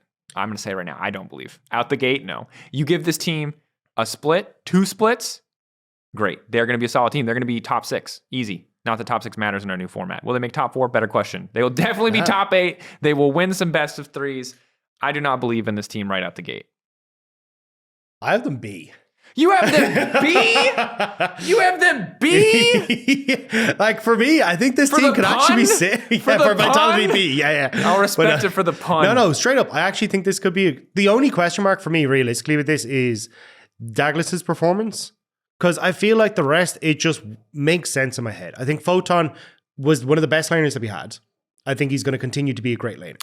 Yeah, but you say this carry thing, and I'm just like, Photon wants to play carries. VTO historically wants to play carries. Those are his best champions. I'm like, Carzzy, yeah, I give you the cards, he's flexible. I'll give you the hill, he's flexible. I don't have a ton of faith in Douglas. I'm ready to be wrong. Like Douglas, I'm kind of giving him a clean slate. I'm not going to, in the same way that I think it'd be unfair to judge Seiken, spoiler for later, too much on that like brief stint that he had in Vitality on stage when Jizuke had health problems. I'm not going to judge Douglas for some of those last minute sub-ins, whatever. Exactly. Yeah. But I'm not, to me, it's like, I don't see the vision yet. And some of that is I'm carrying over some of the weight of VTO's like middling performances last year. I think when I saw a video on Heretics and the Jace performances he had, and actually like it took him a couple of days to get into it. But like when you look back, it was like Heretics, they swept BDS twice in playoffs when it came into summer playoffs, I think it was. They were like pushing to suddenly go to Worlds, which is an incredible turnaround for this squad, right? So I think a huge amount of that was VDO coming in and like having that strong. They lost to BDS and they 2-0'd Koi, they 2-0'd BDS. Yeah, to make it to top. So I think I think this is a squad that I think is going to be surprising. I think VDO is going to feel way more comfortable in this squad. He had Jankos. He had Jankos, though, and that's important. Now he has Douglas. And whatever you want to say about Douglas, he's not Jankos, man. That is true. But I also do think that if you're looking at a player that could be potentially affected emotionally, Karzi's the best lad to have beside you. Karzi's going to make sure that you are the happiest dude on the planet. And to be clear, when I'm just skeptical about VDO's performance in general. I don't know the details of whatever's going on with him. I'm not worried about him being affected emotional. I just don't know enough to know if he's an emotional player. He's not a guy that I would chalk up to being emotional. Yeah. So that's not part. Just to be clear, that's not part of my argument. I think it is an argument someone would make, but it's not my argument. So I get why you're putting him there because they feel like a lot of reliable components in theory. But yeah, I think the mid jungle is the question mark. But I think I'm giving them the benefit of the doubt feels with like the players around them. A literal crime against the entire history of Europe to put Hylissang low ever. Because as much as people love to roast this guy for being an inter, he is very good. Is he over the hill? I'd like to think not yet. We'll find out 1 year. 1 year will be the last year. I don't think it's this year. I'm saying C, Rob. You want him in B? Like I think they are better than SK. I think they're going to be more proactive than Rogue. Probably, yes. Yeah, and I think... Are they better pound for pound in some of the positions, though? I don't know. Than Rogue? Maybe that's the thing is that, like, they're Rogue better than BDS. I'll give you they're better than BDS and they're better than SK. Yeah. Yeah, maybe you're right. Maybe they're on bottom of B. I'm holding... this is hard, Rob. Come to the B side. I will give you B. Your argument is valid, and when we compare them to C-tier teams, it feels fair. So I will give you the lower end of B. Not that we're ranking. There's no order here. Look, we'll do a little... Can we put them in the middle like this? No, don't put them in the middle. That's the biggest cop-out ever. All right, they're B. That solution serves no one. There we go. Okay. You can win this one. You get B. I'll hold them in C for my tier list. I don't believe, man. There's something about... Maybe I'm thinking too much about the organization. I don't know. But I'm not sold. I can see why you're saying what you're saying. Vitality in B tier. Filling up, we got 2 teams left, GIANTX and K-Corp. As mentioned, K-Corp comes last. Yeah. So GIANTX first. So this is Giants and Excel have merged. They were originally GIANTX, but if you say that real fast, you can figure out why it's now GIANTX. Let's talk a little bit about this team. So keeping a lot of the same core alive. This is one I'm actually kind of excited about. So Odoamne is still there. Peach is still there. Patrick is still there. They've got Ignar coming in from NRG. Ignar, the return. We stole him. We gave him back. We're stealing him again. This man's getting passed around everywhere. Goddamn. But he's back. And Ignar is a great player. And I think he had a solid year on NRG. Obviously, he beat G2 is going to be the big thing that we talk about. But Jackie's is the mid laner who I did not mention there. He's coming in from the Czech League. Yeah. Hit Point Masters and Tropic, I think is how you say that team name. This is a guy who has almost 0 EMEA Masters. I think 0 EMEA Masters experience. He failed to make it out of play-ins. So he made it to play-ins and that's it. And he is a local juggernaut and just how dominant he has been at Hit Point Masters, which is the local Czech tournament. But who the hell is Jackie's, bro? What the hell? I'm down. I'm always up for new talent, but like we built this whole ass ecosystem where you can see how good players are on big stages like the LFL and the LVP. And GIANTX are like, nah, check. Bam. slap, got him. You know what I mean? Like, you could have waited a year. He probably, if he is as good as GIANTX clearly believe him to be, as they vouch for him, he could have gone up to another team. You could have seen. They're trying to snipe him early. They're trying to help that growth, it would seem. But who the hell is Jackie's from? Who the hell is Jackie's? I'm not going to lie. I've done a lot of Masters. Didn't know who Jackie's was. Had to go and be like, wait, where was he from? And from watching his games, I'm not going to lie, I haven't been massively impressed. I don't think I think he's a clear downgrade from Abadage. His team fighting he seems almost kind of standoffish at times, where he's afraid to go in. I think some of the timings that he does go in are a bit messy. So I don't know. I want to be surprised by this guy, but I think that this is where, for me, GIANTX is going to struggle. Is going to be their mid jungle. I wasn't hyped on Peach. Peach had some nice Lee Sin games in that, but never really was like, oh my God, he's finally figured out, he's cracked the code. Yeah. You're now adding that in with a new guy that I don't think is quite ready for LEC. And it's kind of a hope that, hey, look, we have Patrick, Ignar, and Odoamne in our veterancy.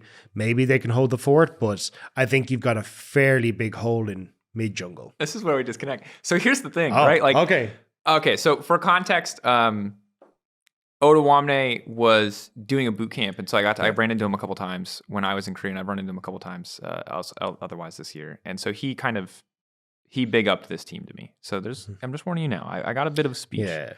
So you've been brainwashed. I've been brainwashed. I've been converted. But I think one of the things that he said that inspired confidence for me is he talked a lot about Peach's English proficiency and how it's gotten better. At the time, the Ignar move was yet undecided, but I'm excited for Ignar to be here too, because he's another player who's picked up English and is obviously very much able to communicate on a team. Patrick has always been a rock. Patrick has always been reliable. I think Odoamne is super reliable. I think if Peach is a player who's able to communicate and perform better, this team has a lot of potential. Jackie's is the only part of this team that I'm concerned about, to be honest with you. Peach, don't get me wrong, I don't think Peach is going to be insane, but I think Peach will function. And if we're talking bot lane focused meta, Patrick is so reliable. The only thing I will count against their bot lane right now is that Ignar has never been the Ardent guy. And if it does go Ardent the way that we expect it to, yes, oh my God, he's the guy that big brain broke the meta. And that's the cool version of the story. The sad version of the story is they don't think they could have played Ardent if they wanted to. It wasn't, it was a strength because they were successful with it. But if they had lost with it, we would look back at history and go, yeah, it was kind of shit that you guys didn't play Ardent champs on Misfits. You know what I mean? So let's not oversell the historical angle here, because if they can't play Ardent and Ardent is the best, there's so much more pressure on them to be the ones that quote unquote break the meta. And this is not that Misfits lineup. This is a very different lineup. I would think that this lineup would benefit a lot from more set strategies, more stable things to work around, especially when you're trying to integrate a very green player in the form of Jackie's into this team. So I'm optimistic about GIANTX. I actually think that they can do pretty well. I will say the big one for me with Ignar coming in as well is definitive shot caller. He was a shot caller in NRG. So this could be a very slow-paced team from what we saw in NRG, but if you're bringing him over, it feels like he's going to be the guy that's kind of trying to run the show, which I think will help out quite a lot on just trying to get hey, look, where's Peach need to be? How are they going to try and work together? And I think that'll add a lot, but and I think I'm kind of in the same boat as you. It feels like Ignar and Patrick need to be the big pop-offs, but I think I don't know. You seem sold on them. I feel like mid jungle is still going to be, regardless, an incredibly important role, and I just don't know if they have it. Where are you putting them? I think it's C. Yeah, I'm also putting them C. I talked myself out. I had them B last night. I'm not going to lie. I was discussing them in my head if it was going to be D tier. Ooh. Yeah.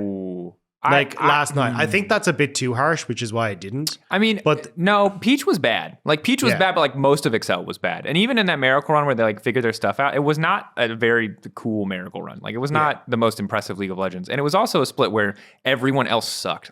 Our summer was bad. Yeah. Actually, a lot of last year, now that we're past last year, there was hype, but the game, the team quality was low last year. Last year was a struggle. As people got used to the new format, as a lot of the rosters were built in really weird ways. So I'm also going to say C tier. I'm going to agree. So I think we disagree a little bit, probably on where we would put them in a stack 1 to 10 ranking. But I agree that I can't realistically put them above Vitality. Vitality has so many more reliable, recently proven components. And while I believe in Patrick and Ottawamne, that's 2 out of 5. Ignar's a big question. The reason I was struggling with potentially D tier was that this team really sucked until the end. Like, was really perma 10th. Yeah, perma 10th. And now I just see this as a massive downgrade. Like, they did have that upswing, right? But I think their mid lane is such a downgrade that I was just like, is this just going to fall apart again? How much, this is the question. How much do you think, forget Jackies. Yeah. Where do you, imagine you just have generic mid lane, or imagine mid lane's not a part of it. Okay. Yeah, just for a second, thought experiment. Where do you put this Excel lineup? Because mid lane doesn't come into account. So it's not a positive or a negative. You just, I mean, it's a tough thought experiment because it's not really a good criteria or good thought experiment. But just humor me for a second. Yeah. I mean, I think I'd still put them C. Like, if you just have like, I think Patrick is good and I think he can carry, but like, I still think their mid jungle will still be just, well, kind of meh. So it's like, if you're kind of selling me on D, because the thing is when I look at how much uncertainty we cast in the Mad Lions lineup, and admittedly that's because 4 of the components are younger players. It's like, if they're C without Jackies and you add in Jackies, who at worst could be a liability, I don't want to give Jackies a benefit of the doubt that we are not giving to a lot of the Mad Lions players. Yeah. Because is this guy better than Frescowie? Can we say that? No. Like, it's just like the only thing going for him is that, like, we weren't super impressed by Frescowie on the games that we saw on a much higher stage. And so it's like, I don't want to say that the absence of information on Jackies is better than like meh information on a more impressive stage. Yeah. And that's the thing. I think, like, so for context in this, right? When we look at Winter, they had Video and it was Targamas in the bot lane. And they had Xerxes jungle. They then changed that coming into Spring, where they still had Xerxes, then it was Video, and Abadage were sharing, and they still had Limit in the bot lane then. So coming into summer, their team was Odo, Peach, Abadage, Patrick, and Limit. So I think Ignar is an upgrade in the bot lane. Oh, 100%. But if you take Abadage back out of this, I'm just like, am I as confident that this team is not going to go the 2-7 that they did in Spring? Like, yes, Xerxes was in. I think Xerxes Abadage, they're like a C tier team, and it's mostly because they just haven't changed that many components. Yeah. Because as impressive as their run was, I don't believe they can replicate it. I don't think they would believe they can replicate it. D tier? I think I might have convinced myself again. Did we just convince each other it's a little D tier? Bam! All right. Okay, yeah. Well, giant L for giant X. It turns out, I would love to be wrong here, but like the more that we talk about it, the more that I'm like, why do I believe in this team? And I think, there's not a lot to go on. Yeah, you know what I mean? I kind of feel like this is just a flash the miracle run. Like you have to believe that the miracle run that they made again. And I hate we gotta find new words for things that are miracle runs. The run that they made at the end of summer, it's like you have to believe that's consistent. And like, I don't know what you have to be on to believe that that was a consistent thing, because even in the midst of it, it looked shaky. Yeah. And so maybe Jackies is great, and if Jackies is great, you could be C easily, and if suddenly everything clicks with Peach and Ignar, then you could be B. I wouldn't be surprised at all if they make it all the way up to B tier, but I do not want to. It feels weird to give them that benefit of the doubt. I don't think we can, and so we won't. D tier for GIANTX. That felt real bad. GIANTX is so good. I love it so much. Oh my gosh. I feel like if there's one pick we're going to get flamed for, it's that one that we just did. I just want them to make a series of promotional content for GIANTX that's just like weird wordplay setups. It's like, oh no. Baldur's Gate, did you want to date a troll? No, I tried dating a giant, but it didn't work out. It's like, oh, what's it like having a giant X? It's bad and it's terrible. I really want to do, what's it? It's like, oh, they should rename to Opera GX because the fat lady's singing and it's over. Like, there's so many that there's got to be there's got to be an Irish word for this. I'll find it later. Thanks again for the book, Rob. Last team, and actually certainly not least. I want to be really clear here that there's so much buzz around K Corp that there's always this temptation, I think, as a pundit and as a commentator, to play into the buzz and the fandom and like meme whatever. But I don't think that's fair to the players, because the players aren't really responsible for how excited the fan base gets or the amount of fans that they have. So I'm just going to try to approach this as cleanly as possible. I debated doing some sort of meme here to kind of bait KC fans, but I'm not going to the players come first. And so I don't think that's not the players' stuff. Yeah. That's the fan stuff. And I'm not gonna worry about that. So let's talk about KC as a team. New team, bought the slot from Astralis, headed by Yamato Cannon. They have an insane coaching staff. But before we go into the coaching staff, let's just talk about the roster. Top lane, Cabo Shard, holdover from KC in the LFL. Jungle Bo has been brought in. Seiken in the mid lane, again, another KC holdover. Upset from Vitality in the bottom lane. And Targamas, former G2, former XL. And these are the guys who won EMEA Masters. Nail-biting 5-game series, although they were pretty close to the 3-0 there based on those first 2 games. So maybe a bit misleading, but this is a team that's obviously the most hyped team coming into the league, not because they have the star-studded super team, but because they are freaking Karmine Corp and have one of the most active fan bases of any team in esports. And shit, soon might even rival traditional sports. Who knows? These guys are they're huge, dedicated, and massive. So you'll see a lot of blue wall everywhere. Yeah. But let's talk a little bit about the team. I think that, do you want to start coaching staff or you want to start players? Because I think just tell me what you're most excited about, Rob. I mean, it is the coaching staff, but I think we start with the players and then we can explain the coaching staff after. Sure. So I think for the big one for me is, and I think a lot of people are going to recognize Cabo Shard, the name, right? Oh, yeah. Used to play in LEC, has been on Karmine Corp forever. And I think a lot of people are looking at him going, oh, well, he's been in the LFL for so long. He must have been there because he wasn't good enough for LEC. No, this man had requests to come to the LEC basically year on year. This guy was head and shoulders the best top laner that was in the EMEA Masters. He crushed being the big fish in that LFL pond. Yeah, it was insane. Like his stats were I think on average 1 year, he had 1,200 gold lead of 14. Like that, the stats that this man was putting up was absurd. He was so good. And it's important to note that if you weren't and have not been an LFL enjoyer, but you've been a long time EU, LCS, or LEC fan, you'll remember Cabo from the incredible run that he made with the Chizuke lineup. But it's hard for me when I look back to think of a time where Cabo Shard was not, no matter how bad the rest of his team was doing or what else was going around him, like a contender at the very minimum, or not even contender, a top 5 top laner. He has always been solid. There have been different iterations that have been better or worse. I remember fondly the days of Urgot top and Cabo being really good there. But the fact that he has held such a high level of performance, it is still a question to me how it transitions into LEC. But given his historic level of performance, given his veterancy, and given the fact that he has worked with so many players on this team, if you just dropped Cabo into a team, he would get the benefit of the doubt from me. But so many of these pieces he's worked with before, including Yamato Cannon, which I think is a big step. The fact that you've worked with a coach before, the fact that you've probably had versions of these same initial conversations to set up the team atmosphere before. I imagine they've changed and progressed as Yamato's improved as a coach.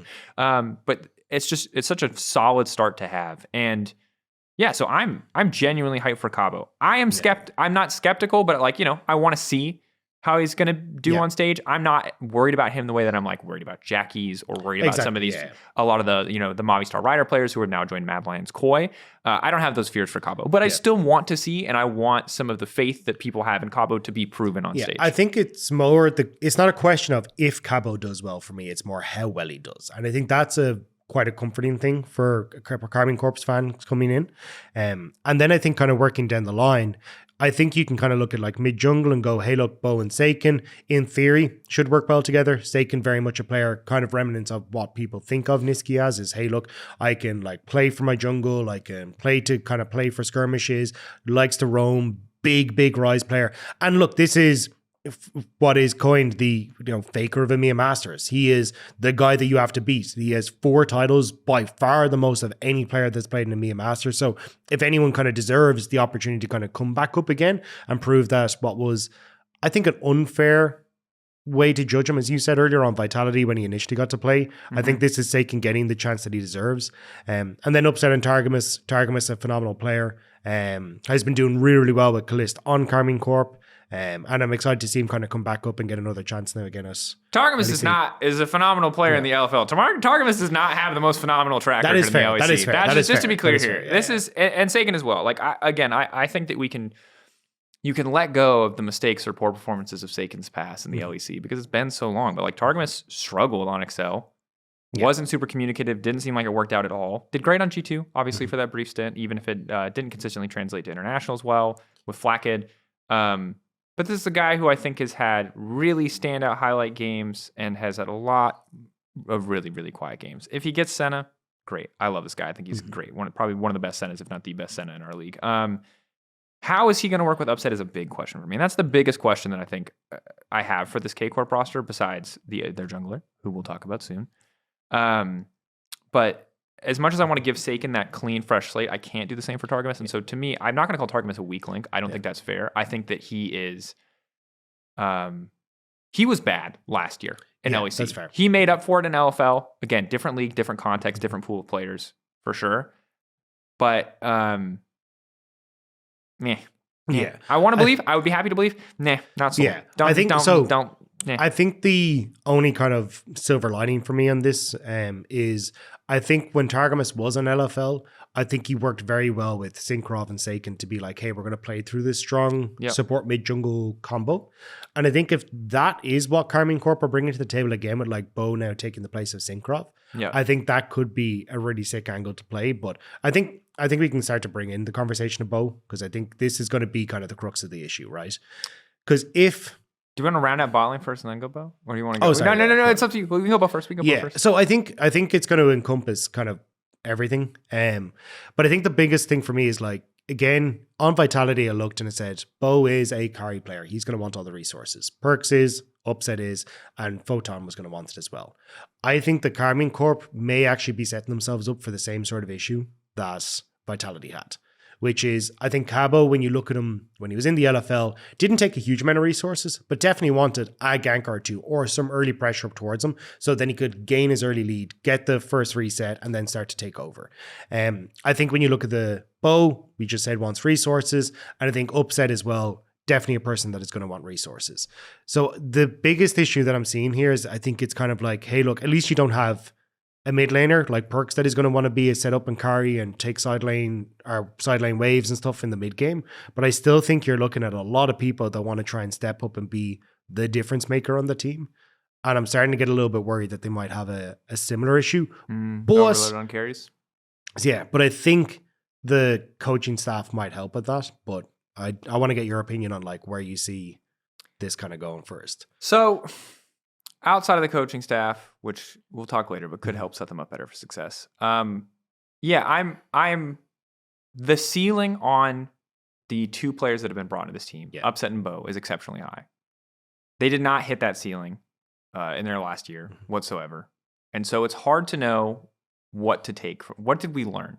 You know what I mean? That's the question about the Vitality lineup last year. It's like the stupid burn after reading Final Scene. Love this scene, love referencing. It's like, what did we learn, Johnson? I have no idea. Guess we learned not to do it again. You know what I mean? It's like, what the hell did we learn from that Vitality super team experiment? Not to make another super team, but I don't think we learned anything about these players. And like, the problem for me with Bo is that Bo is so hyped at all times, justifiably so because of his solo queue play. But because that hype hasn't transitioned to pro play in like a super meaningful way or a consistent way, I don't know what to expect from him. I don't know what to expect from him in a different context with a different team. So I'm inclined to kind of give every Vitality player that was on that team last year just a clean slate. Yeah. And is that the best way to approach it? Maybe not, but it's I think the only simple way to untangle the mess that was that But team. if we do just wipe Vitality from Bo's slate, he is now 10-0 undefeated LPL FPX guy, right? So, we're not going back there. Solo queue legend. What can't he do? This is my problem is we're approaching like this Patrick Bateman level of Bo adoration where it's like, there's an idea of Bo, some kind of abstraction, but there's no real Bo. You may shake his hand, you may feel flesh, but Bo is only an idea. You know what I mean? Like we're like at this like horrible point where this is the most hyped player of all time. Yeah. Like unironically, I'm part of the problem. I know. But like this is the only player that I've seen universally agreed on, seemingly by all sources, be like the prodigal son. You know what I mean? This guy is the prophet. I don't know what you want to call Bo. Think of whatever, grandiose title you want to call him. It just feels too good to be true. Yeah. So I just hope, because I don't think I don't think Casey need Bo to be the god of the jungle. Yeah. I think if he's good and he can fit into the team well, like No, I take that back. Bo needs to be really good. Bo doesn't have to be God of the Jungle. Bo needs to be really good. Until Cabo and Seiken show that they're like ready to fight fire with fire on the LEC stage, which I expect that they will do, Bo needs to be pretty good. And so I think a lot hinges on Bo, but I don't think Bo fits well into the thing that you're talking about, which is like, who's going to be the carry? Well, I want Bo to be the carry. Yeah. I want everyone else to play for push, and I want Bo. I want this to be the Bo show. Yeah. And I don't know if that's going to be the case. And I think that's where my biggest struggle is like, I think Cabo takes a lot of side waves. Upset oftentimes will be kind of in mid lane trying to soak up all that EXP and gold. I think there was even like a joke, I think it was Perks made in the in-houses that I saw. I think it was on Cagel's channel, where it was like, I know it was Wonder who made the joke. It was like, oh yeah, we got, there's a wave pushing in mid. That means that Upset's going to be on it. We can kill him. It's like, it was just, they knew that they see Upset will want to take the gold. So I think that's the problem that I'm seeing. But I think, which I think is going to be the topic that we move on to now, the coaching staff should be able to whip them into shape. Okay, also side note let's just hit Upset really quickly. I think Upset's a great player. Yes. I think at his best, he's a top 80 carry in the league, and I think that he hasn't had the opportunity to showcase that. I think that clearly he, like his time on Fnatic was solid. They had some great highlight moments, but and it clicked in a lot of cases, but sometimes it didn't. And I'm hoping for his sake that KC can be his new home and that he can really grow and flourish there, because I don't think that he has had that opportunity to do so, and certainly did not have the opportunity to do so in Vitality. He is a good player. At worst, I would put him top 5. That's the thing. That's the nice thing about Upset. I like talking about Upset. I think he's really good. Yeah, but that's at worst. Upset's floor for me as an 80 carry is top 5. One of the best. Yeah, he's one of the best. I mean, and his ceiling is obviously so much higher than that. How far he'll go is a question, but like Upset's not old reliable, because I don't think that's his playstyle. He's a pretty, he's a little bit more assertive than that. He's a new Reckless, more handsome, left passive in lane. Old memes, checks out. But I think he saw it. But the coaching staff, this is what's exciting. Obviously, Yamato Cannon is a friend of the show, friend of the broadcast. We've known him for forever. Mm-hmm. But Yamato Cannon isn't the exciting part of this coaching staff. No. I'm not trying to sell you on Yamato Cannon for the 5 millionth time. I'm not. There is one man. There is one person on this coaching staff that gets me riled up, that I am like, I don't know how they got him, but I am so glad that he's here. Let's talk about him, Rob. It's Steak. It's Steak. I'm so hyped. Holy shit. If that name doesn't make sense to you, it is okay. Maybe you are a new generation esports fan, or you have not been following international competition. Steak is one of the OG members of the greatest team in the LMS's history, the Flash Wolves. He's a top laner. He has coached and been a part of coaching staffs for countless successful LPL teams once he left the LMS.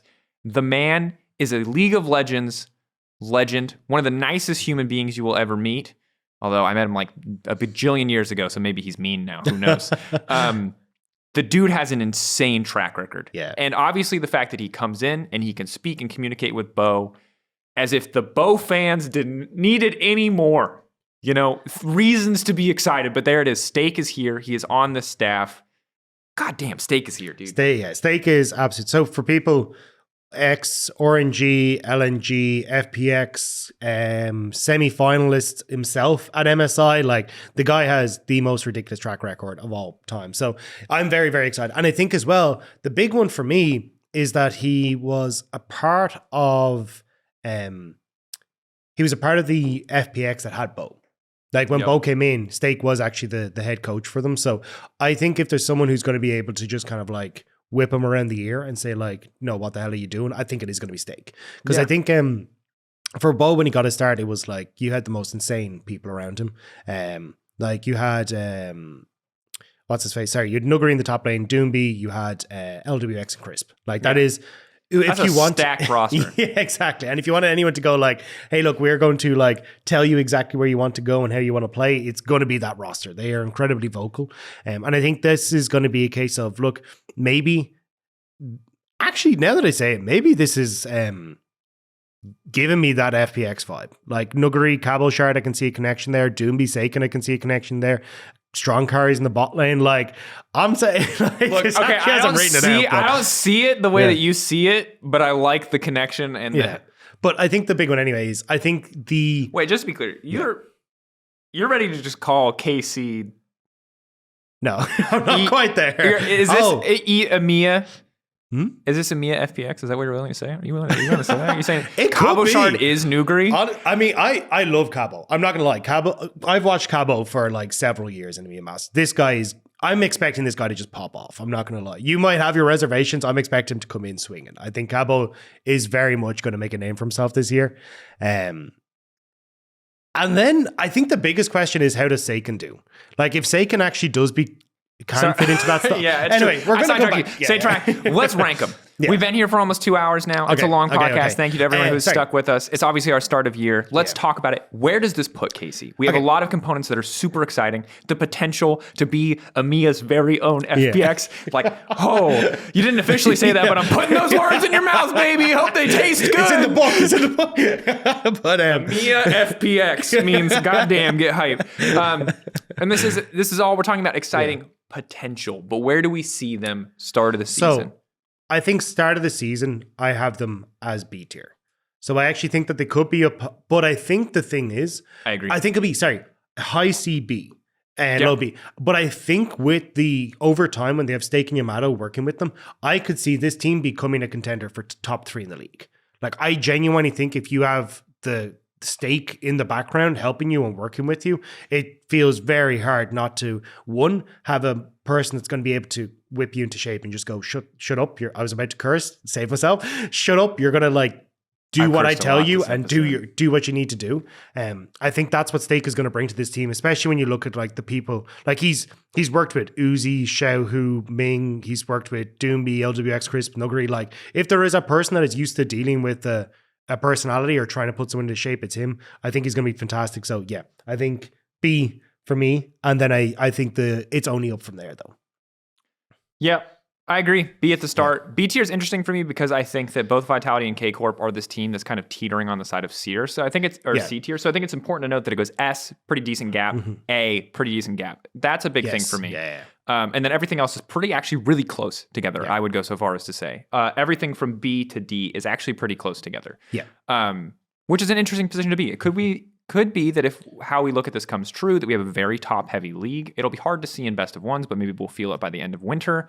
But it's something that we're just going to have to find out. That is our final tier list. G2 and S tier. A tier, Fnatic and Heretics. B tier, Vitality and K Corp. C tier, SK, Rogue and BDS. D tier, Mad Lions, Koi, and GIANTX. Damn. Yeah. How you feel? 2-hour episode, long ass episode. We're gonna thank you again for those who joined us. This is how we have to kick things off. We got to get it all in there. The funny thing is, I feel like I haven't even scratched the surface. There is so much coming into this. There's Twitter questions, and I forgot about them. We took to Twitter and Discord, and we asked you for your questions, and you guys came up with some great ones. We're gonna have to speed run them through today, and I apologize because we really appreciate when people do send questions. Time just got away from us on this episode, and I don't want to keep you guys here too much longer. So we're going to go through these. Kind of haphazardly. We're going to start with Goose at Goose Neo. Don't know if that's how I'm supposed to pronounce that, but that's what you're getting, bud. More teams, LEC expansion in the league will positively impact the quality of play. Quick thoughts, yes or no, right or wrong? I don't think so. I don't think we have the talent to fill it up. And I think the problem is that it's yes, you can have the bottom half will creep up, but I think what you've seen in LEC for so long is that the top half just kind of stays separated from everyone. Yep. And I don't think an expansion is going to suddenly change that. Yeah, and I've also noticed now that KC are in there are a lot more a lot less requests for expansions of the league. That's what I'll notice. I agree. I think that the EMEA Masters talent pool, I think that there usually is still a gap. The gap is much closer together, and I think the biggest boon is getting pros used to that professional environment and that schedule. The adjustment, the professionalism of VRLs is unmatched, but the talent pool is there's still a gap in some places. Maybe as we go forward in the future, it makes sense, but I don't see it right now. Next, coming in from DNR at acceptable 50 up. I'm assuming acceptable soup. That's soup. Yes, I couldn't read that. That says acceptable soup, not acceptable 50 up. You could change it if you want to, though. It'd be funny. Meme, you can tell your friends. This year is the last chance for Perk to prove he's still a top mid laner in EMEA. If he failed this year, I don't see how team's going to build the roster around him anymore. That being said, I'm still rooting for him. Yeah, I agree. I think this is the roster that is set up to enable Perks. We kind of touched on it when we talked about them. If this is Perks failing, I don't see a team that he can try and succeed in. You brought back the magic that was that top side of the map for him, and you've also got a support that would be willing to play for him. This feels like it is set up for Perks to shine. And if he doesn't, I think that's kind of where you start the conversation of, well, where is Perks actually going to be at for the following years? Yeah. I agree. I think that it's tough. I think for Perks, obviously, you want to give him the benefit of the doubt when he returns to Europe that he's going to return to form, but that hasn't been the case yet. And at a certain point, it's just not working, you know? And we have to kind of reevaluate where he's at. I don't currently think we put him as a super top mid laner. I think he's good. Mm-hmm. Expectations that he will remain good and solid, but I think that he still isn't a player that we look at to be a GOAT, you know, this year. We'll see how it unfolds, though. Next up is Fedir. Just write this next question. It's Fedir from the Discord, LEC Discord. Well, maybe we'll link it in the description. If not, you can just type in LEC Discord and you'll be able to find it. It's a great place to go. GIANTX is being hugely underestimated. Wow, this is poignant.